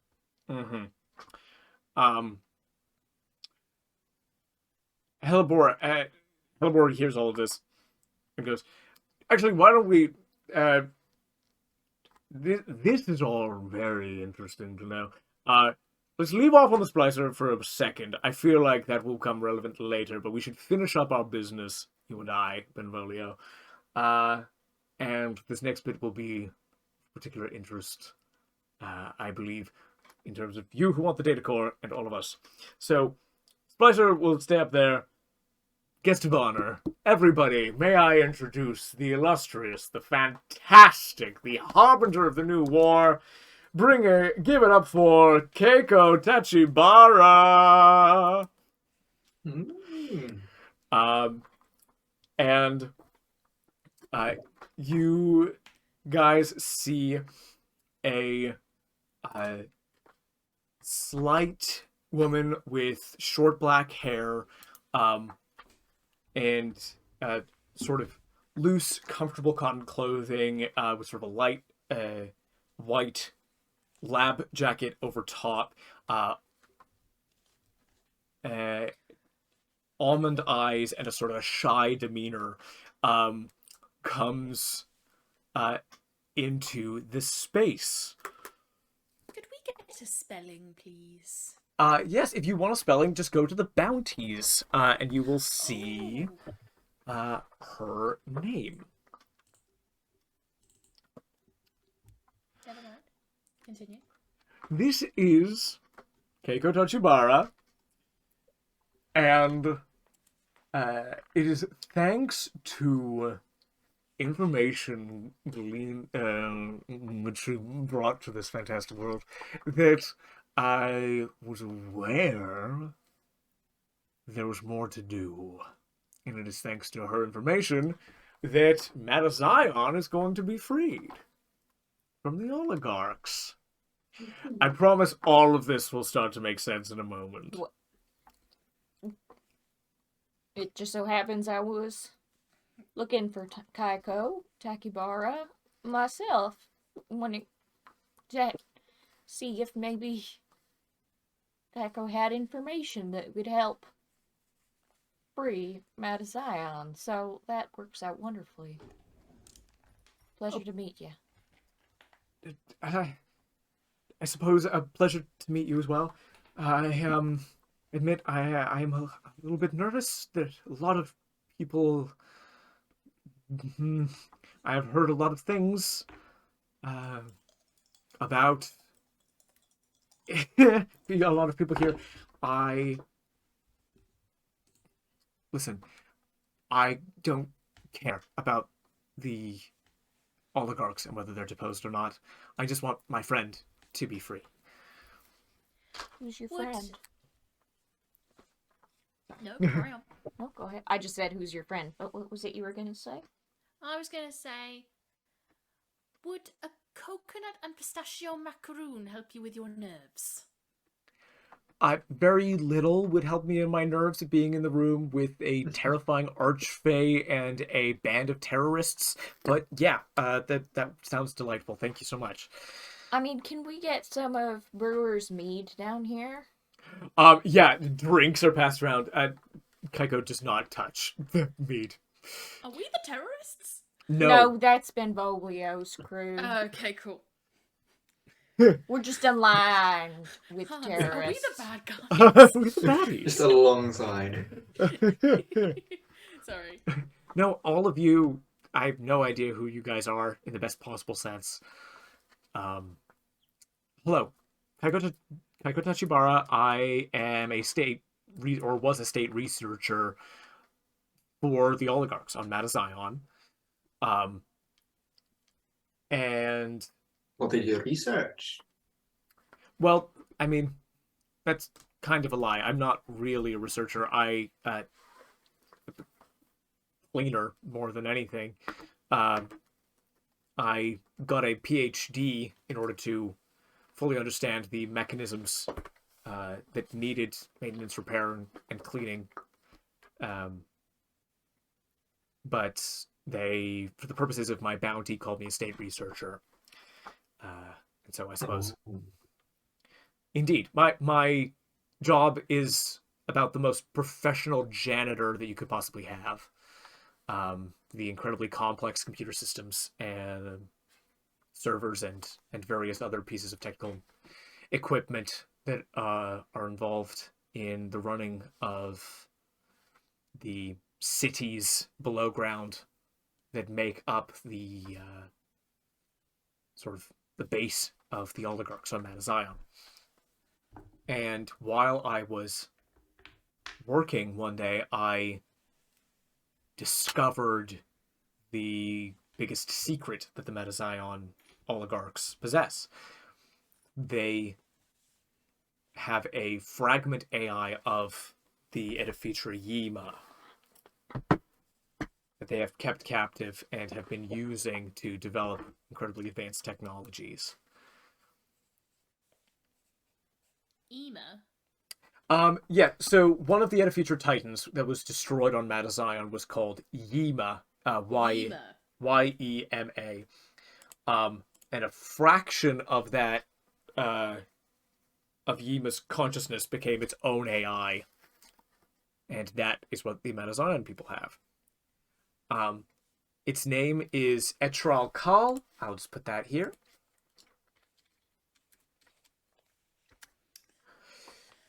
Etral Kal, and we became friends. It's been trapped there for hundreds of years.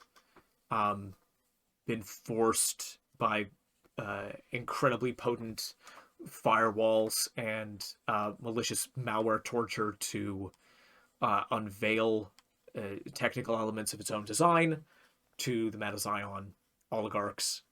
And it's been captured and tortured for hundreds of years, and I basically ran away and escaped to try to bring this information to the Tahiri Empire to implore them to free my friend, but sort of needed to stop along the way. Got picked up by Hellebore.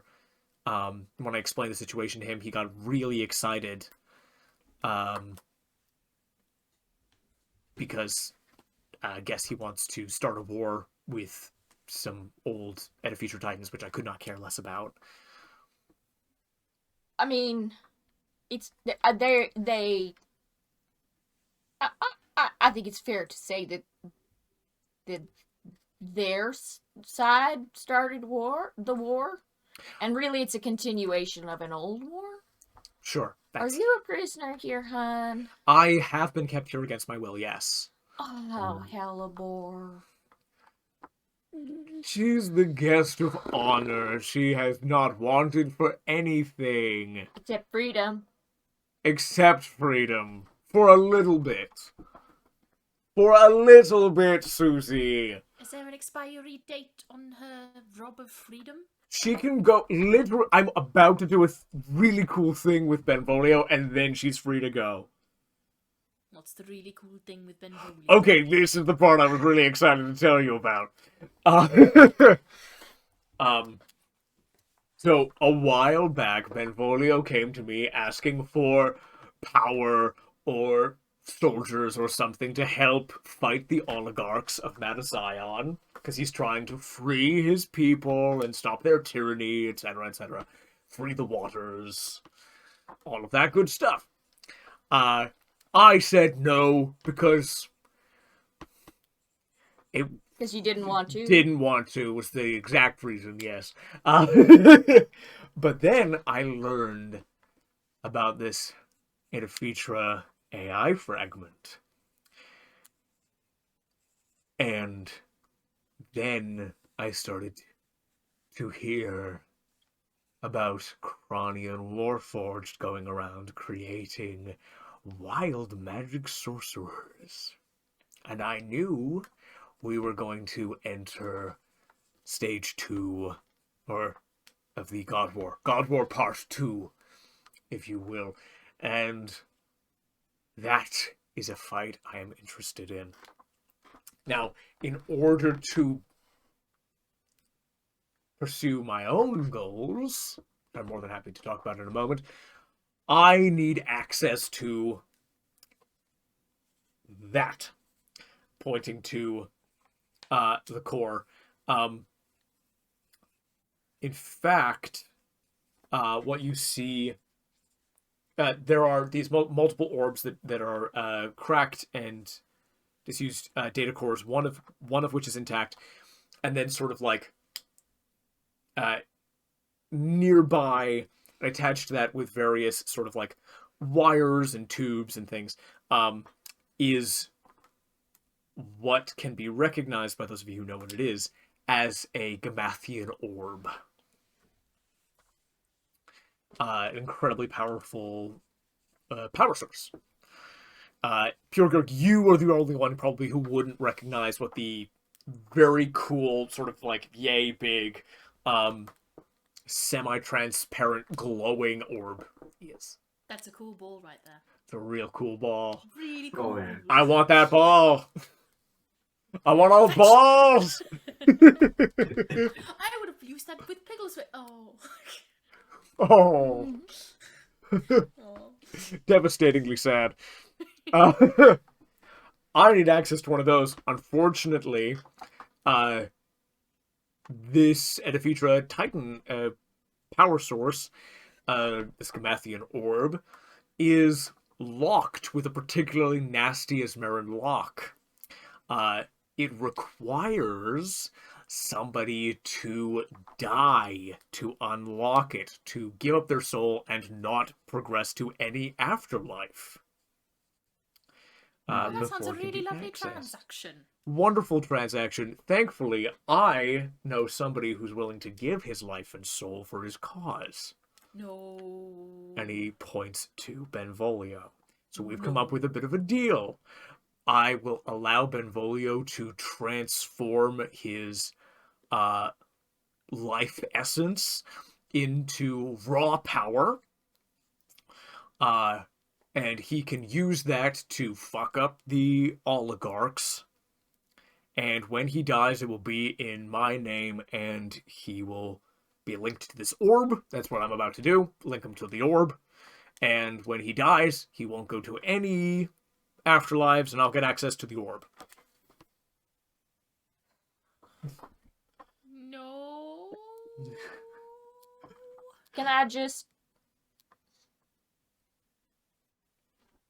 I see the Esmeran lock, please? Absolutely. Yeah, you approach the orb. What would you like to do? Try and, like, ask them to, like, point out the lock, how it works. Around the orb,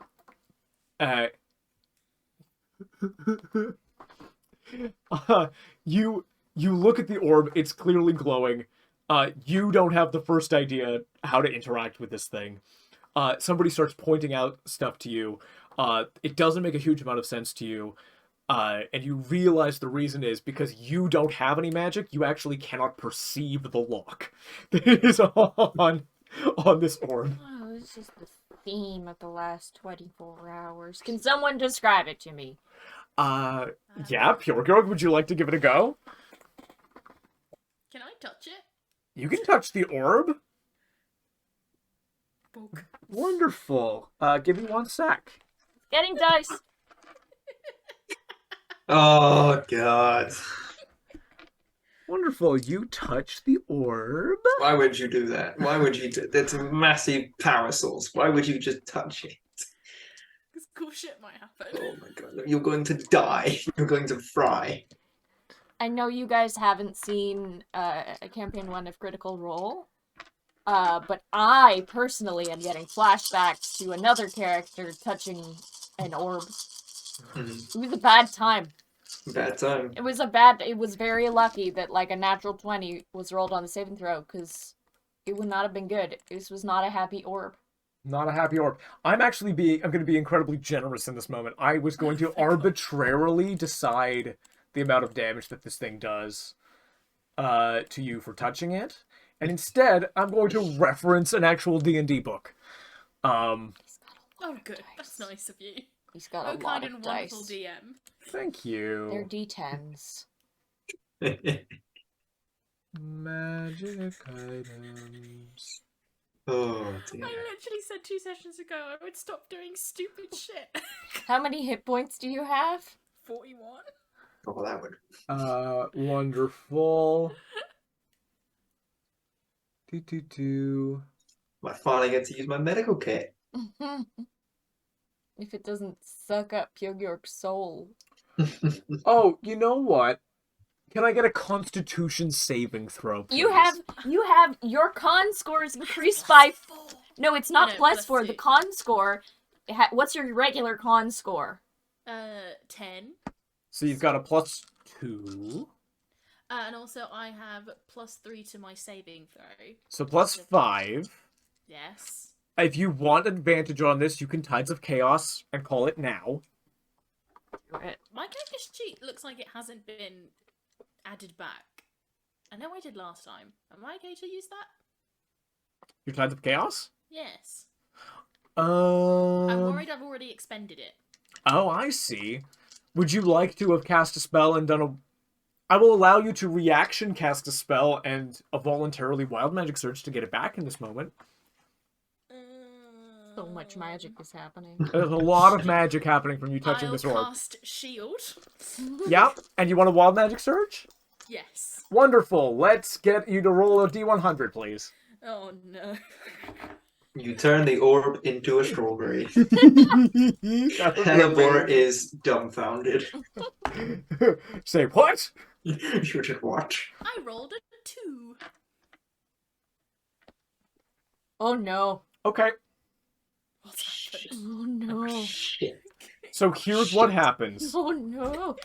Shit. So here's what happens. Shit. Here's what happens. Hey guys, I get 1 experience point. Oh! Shit. Oh Do I get 2 experience points? That's oh my god. Okay. Here's what happens. I'm in hyper focus. You're There's in no- hyperfocus. There's no save. There's no save. I'm in hyper focus. Okay, so here's what happens from your perspective, okay?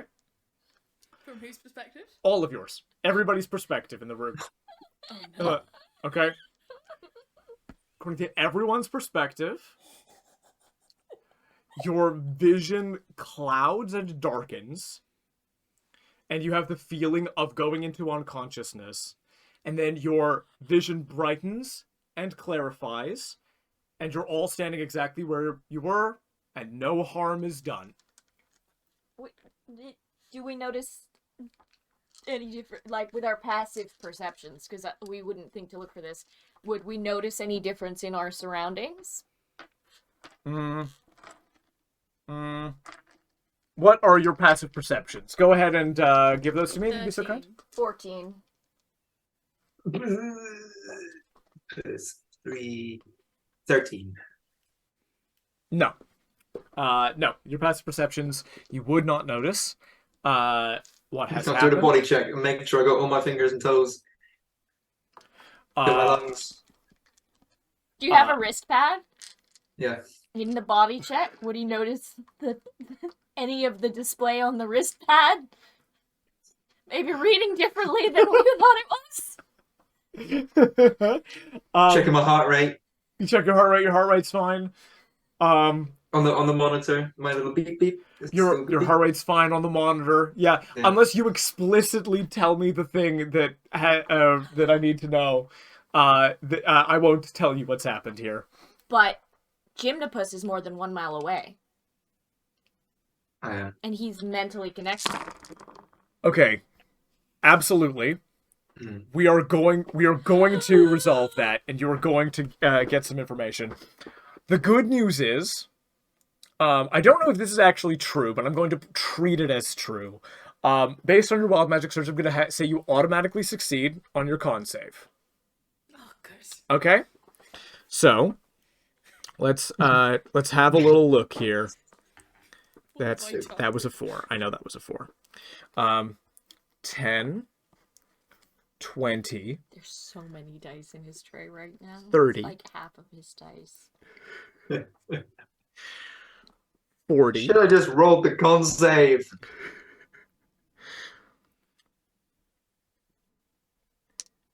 50, I'm down. He's had to break out. 60, This might straight up kill you, depending on. Yeah, if it breaks. 70, If it breaks, like, what did you say you have? 41. If it breaks 82, Piuwhgieawrg's dead. 80, There's still a lot, like 4 dice. 18 was 12 is 30, 110, 117 halved. Oh my god. To forgive me, Would have been 57, 58. but rounded down. And 58. No, you're right. Yeah. minus 6, because I'll endurance stance for maximum. Can you? I mean, it's still 52. Can you? I'll allow it at this moment anyway. So you're not straight dead. You're So- unconscious. So here's what happens. Yeah, you fall. You touch the orb. Your vision blackens. All of your vision's blackened, and when they come back, this is an interesting moment. You see, Piuwhgieawrg is on the ground at 0 hit points, not immediately dead. Oh, I have to bank that for later, but oh well. And can I get a death saving throw? Can I call Jamie over and have Jamie do a medicine check and help Yes. Jamie? Yes, 100%. Go ahead and do your medicine check. This Sure says thing. 5d20, right? Just give it 1 second. Let's just Okay. see what Jamie's got. Bringing up my tactician class because that's right. So I use my intelligence. Mhm. So this is a +7, and I'm being helped. Yeah. Yeah, so you need either of these to be more than a 3.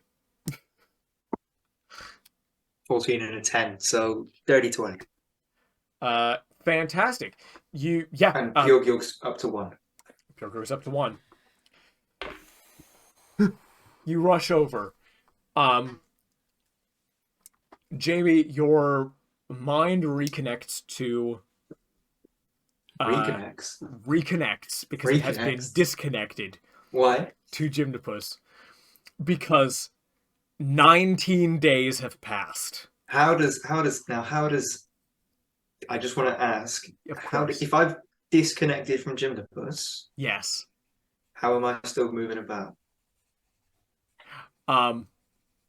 What happened was, and I will,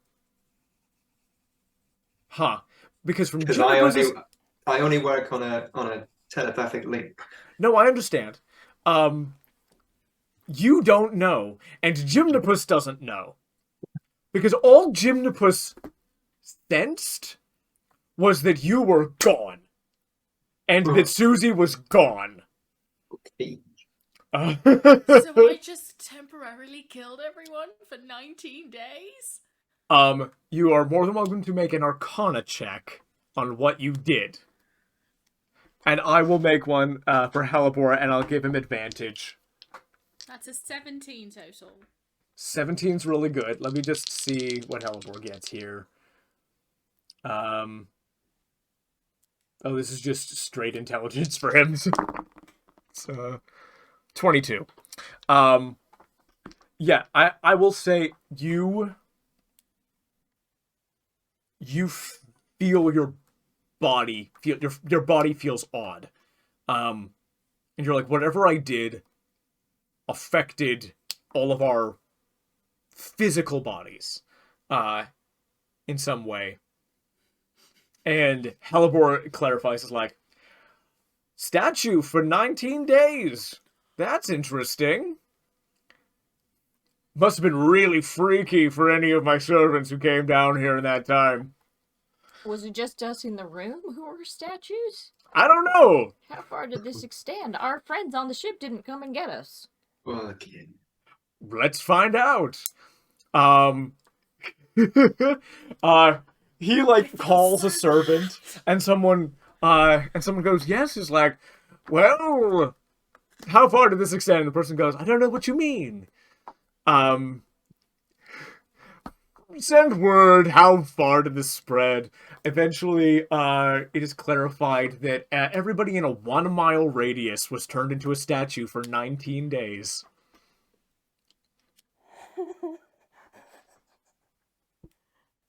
And that was me. Mhm. That wasn't the ball. That was you, That was baby. your wild magic surge. Josh just went to the characters and locations, because you know how after he writes like session number and the name, like the title, he puts like what days it takes place on. That day's gonna. Session 19, Derun Fette, day 7 to day 26. You know, we needed to average out the amount of shit we were getting done in a day. We were packing those days full. You really were. Wow. Oh. Fucking hope John is still alive. Jeez. Do I have any Why text? did I not learn that my actions have consequences? I know you were. Um. Consequences. The good news is you got your Tides of Chaos back for whatever you want to use that again. No, except Piuwhgieawrg used it. Or I'm gonna just say the petrification. Yeah, that took away. Petrification auto succeeds you on con saves. I'm assuming that that's true. I don't know if it is. It makes sense. Holy hell! We were statues. You were statues. I think. Yeah. Now I want to know: A, if John found out; B, if like anyone else found out, like Derun found out. I want to know who. I want to know if someone found out we were all statues and abused that knowledge to fuck some shit up. Oh no. We're gonna find out. You have messages on your wrist pad. Oh boy. From Beatrice. Mm-hmm. And I guess who else is within a radius of you? We got our money from Isabel Spruce. You did get your money. But she might have reached out for other reasons. Mm-hmm. All I'm saying is like you know that you've got messages from those people. So you have Beatrice and Isabel, and I don't think anybody else is like within range. Within jump range. Within jump range, yeah. So I think it's just those two. What do they say? The message from Beatrice is like, had time. I had a lot of time to look into Amthrel Toll and Ransana Torah. Turns out there's some interesting stuff if you go digging. It seems like Ransana, if it's the same person, might have been a general in Erenor and Arsion's army on Unan during the last phase of the God War. Amthrel Toll, a little bit more difficult to get hands on. Most likely is immortal as well. Just because it doesn't seem to be aging. Relationship with the Dihiri seems to be quite interesting. It's more likely that he's allied with one faction of the Verdant Crusade than he is with the Empire itself.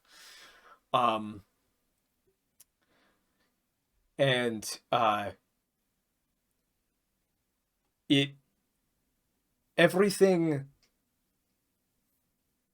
Yeah.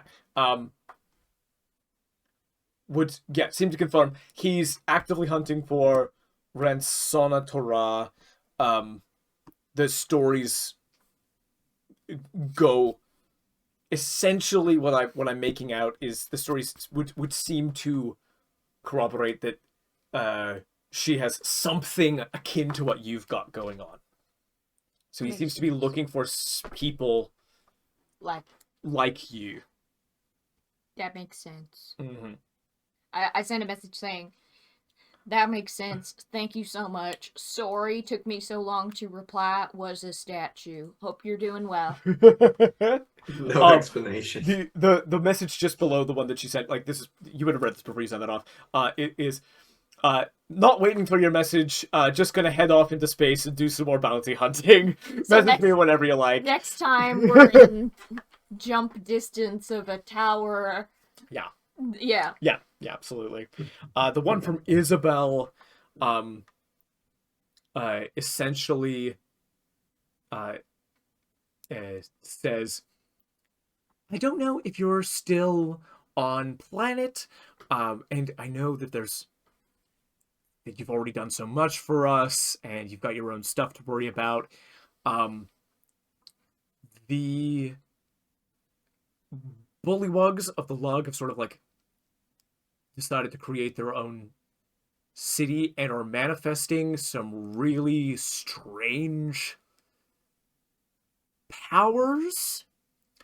So they've fully taken over that the Watchtower and Arceon's old castle on Gloomfowl Hill. And so there's sort of like a two-city thing going on. We're still trying to reconstruct, and have basically been forced by economic circumstance to accept a generously offered aid from the Pacme Corporation. Don't know if you have time to stop by at all, but if you do, we'd appreciate it. I send a message back saying, thanks for letting me know. So sorry it took me so long to reply. I have been a statue for 19 days. I'll come check in soon. Take care. If you need me immediately, let me know. I am not far. Haven't left the planet because I was a statue.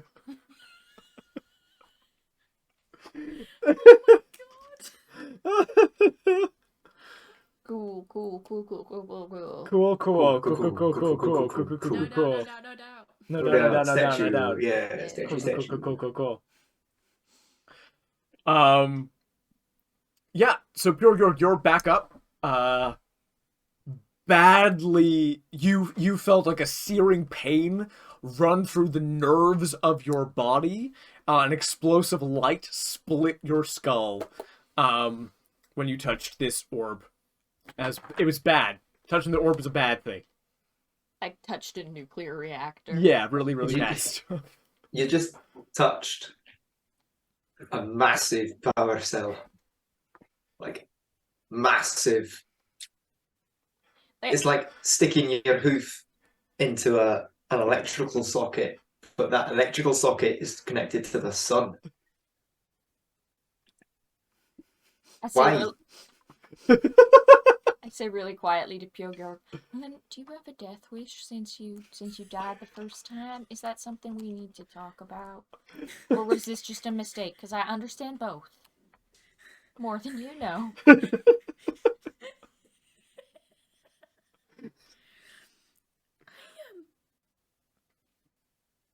just really want to be helpful. Oh, bless you, love. Well, now... I just wanted to see the lock. Well, if you don't touch the orb, you can That's probably still... Rule number 1. You can probably still see the lock. I bet you that's how most of the people who are alive here who have seen the lock have seen it, is by not touching it. So they probably didn't need to touch it. Because they probably... So you can probably see the lock without touching it, because they'd be dead if they had done that, probably, or very nearly dead. They might have had... I can't justify Porgy doing this.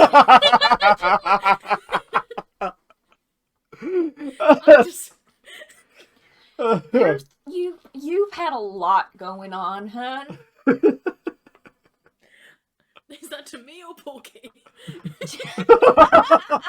to Porgy, but if that also helps you, reassurance, backup. Had a lot going on, hon. Just wanted to touch the ball, man. I just like touching things. Just love touching balls. Balls. Love it. Balls to the wall. Touch the turned off ones. Yeah.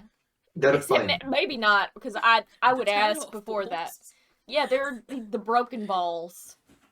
Right. Yeah. Now I don't want to touch anything anymore. I don't want to touch anything anymore. That's fair, hun. That's yeah. Would you like a hug? No. Okay, when you I want don't to... want anyone touching me. That's fair enough. That's fair enough. Would you like a healing potion? Yes. Okay. And I've made myself an Earl Grey and lemon cupcakes. Oh. Oh my god. Oh.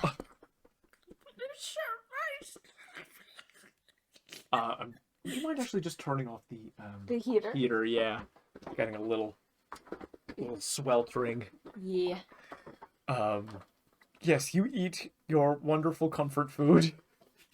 Grey and lemon cake. Just something came over me, Suzie. I don't know what I happened. know. I understand. What if John's dead, you know? Like, we were on a roll. I'm sure he's not dead. What if that prick is doing shit right now because we couldn't stop him? Oh, you mean Derun. Darafel? Just Well, like chaotically crying. Just watching all these cupcakes. the good thing is you're a key part of Darafel's plan, so you probably kept a lot of things on pause for the past He's 19 probably days. been like bored, thinking, Yeah. why is Piuwhgieawrg not dreaming Yeah, he's probably for real 19 lonely. days? Probably made him so lonely. I'm glad. It makes me happy. You've made me happy, Piuwhgieawrg. That's the second thing I want. Oh. I'm up there right beneath John. When you're ready for hugs, I will hug you. I think he just like borrows his head. It doesn't give you a hug. He's still holding his cupcakes. Oh, I very... Horn damage, Josh. No, I'm sure- I don't. No. You I don't can't need- kill me. I'm a bad bitch. Oh, Anyway, amazing. so should we tell the ship? I think they were also... If it was a mile, they're less than a mile away. Oh, we probably need to do a once over. I send in him... case we had any visitors. Pardon? Well, in case anyone wants to pop around and notice we're all statues. Yeah. And do we see any tracks in the ground? I'd like to make a survival check. I Um, would also like to make a survival. Of course you may. Forgive me. What was this for? Tracks in the ground if people came by. Oh yeah, go for it.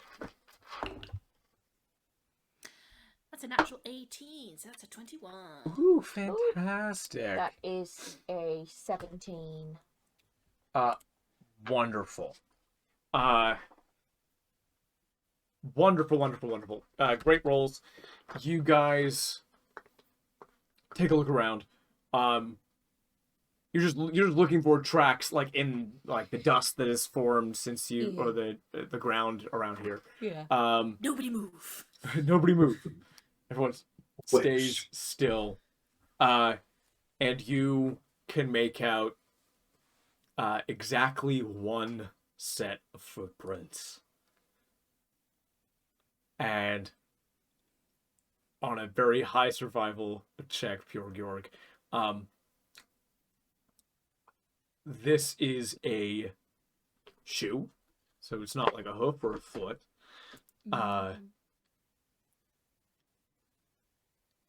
And sorry, you got above a 20, didn't you? I got it was an at 18 plus 3, so 21. 21. What I will say is that, like the size of the shoe, you could tell around the height of the person, around the weight of the person. So what I will tell you is that this is a person of average height. From the spread of the footprints and assuming humanoid physiology that you are familiar with, this is a woman. Very heavy set.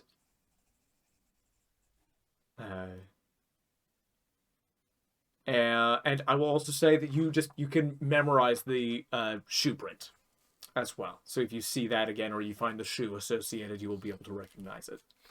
Does it look like a work boot or It doesn't. style of footwear? It doesn't look like a work boot.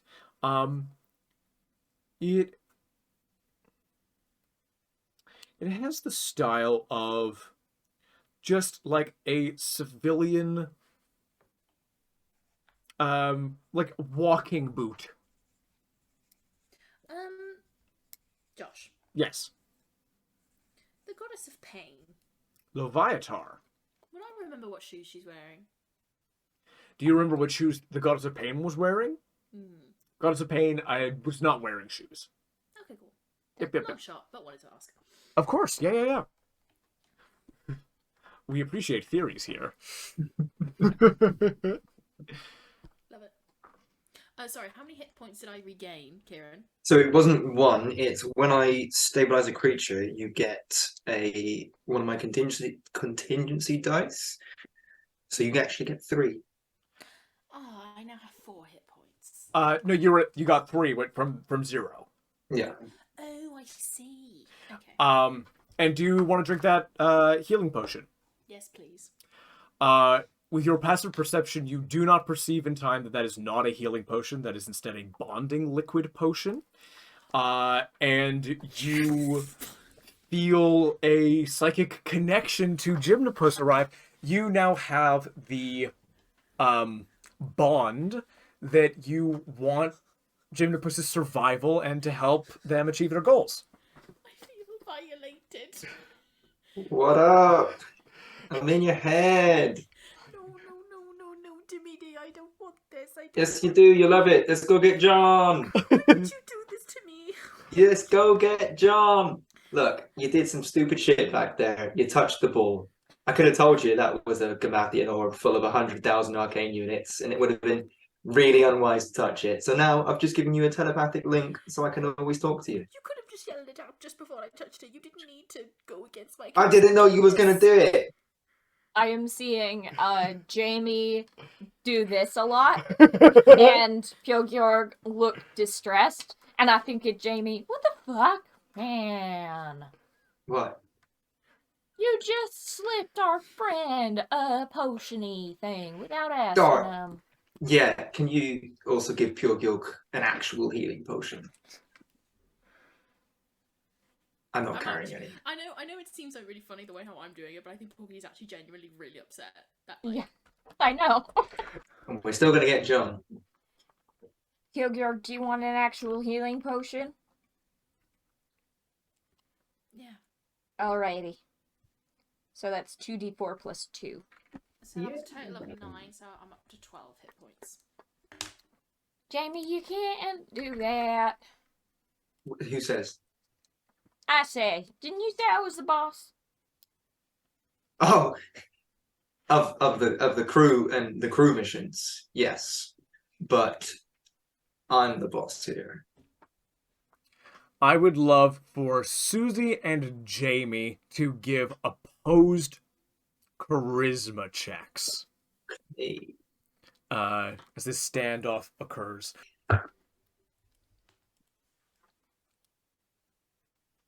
Natural 20? This is a natural 20? We can't see. That's a natural That's a 20. natural 20. That's a natural 20. Yeah, I got an 8, so you see through my bluff. And I think the truth of the situation becomes devastatingly clear. You unmask yourself in this moment, Jamie, that Gymnopus has taken control and has always been a malignant, parasitic Out for force itself. and out for itself. You have been shown a less friendly face. And the situation is very clear. It's like, oh, we're being actively threatened.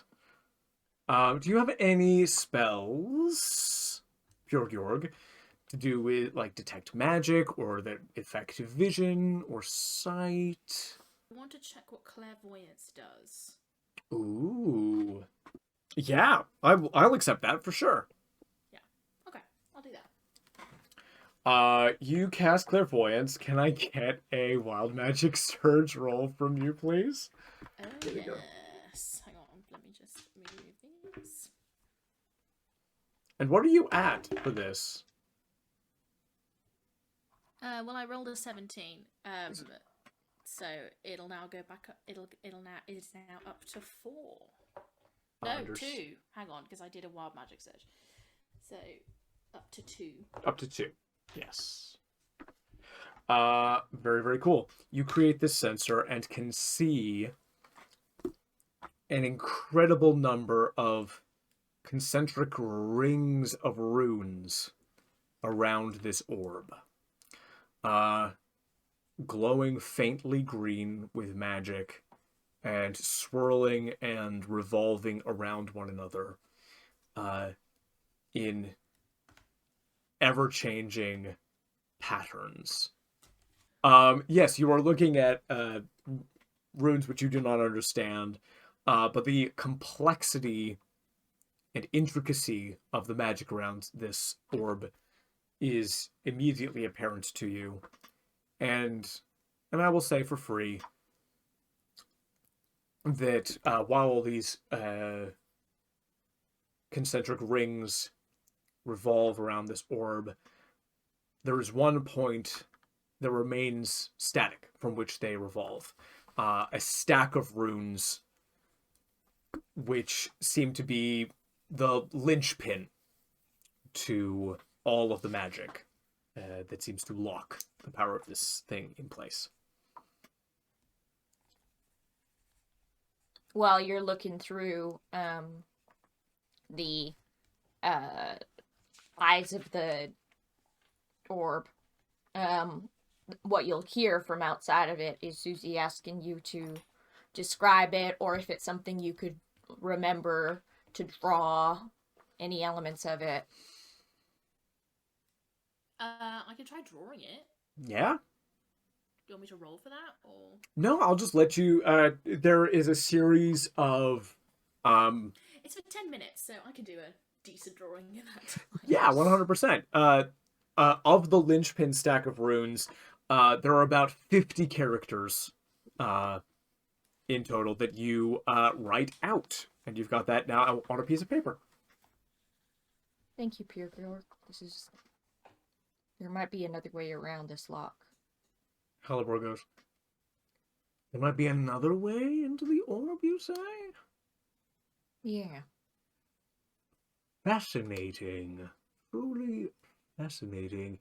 Well, in that case, we'll wait to bind your soul to this orb. Benvolio goes, for goodness sake. Yeah, like, give me a few minutes. Yeah, and okay. a private room off to the side. Okay. All right. Fingers crossed for you.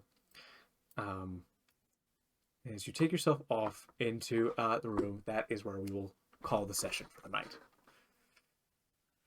Thank you all so much for watching. Tune in next time to see what happens with this orb, with the crew, with the plan, and life. Random stuff. Who knows? Bye!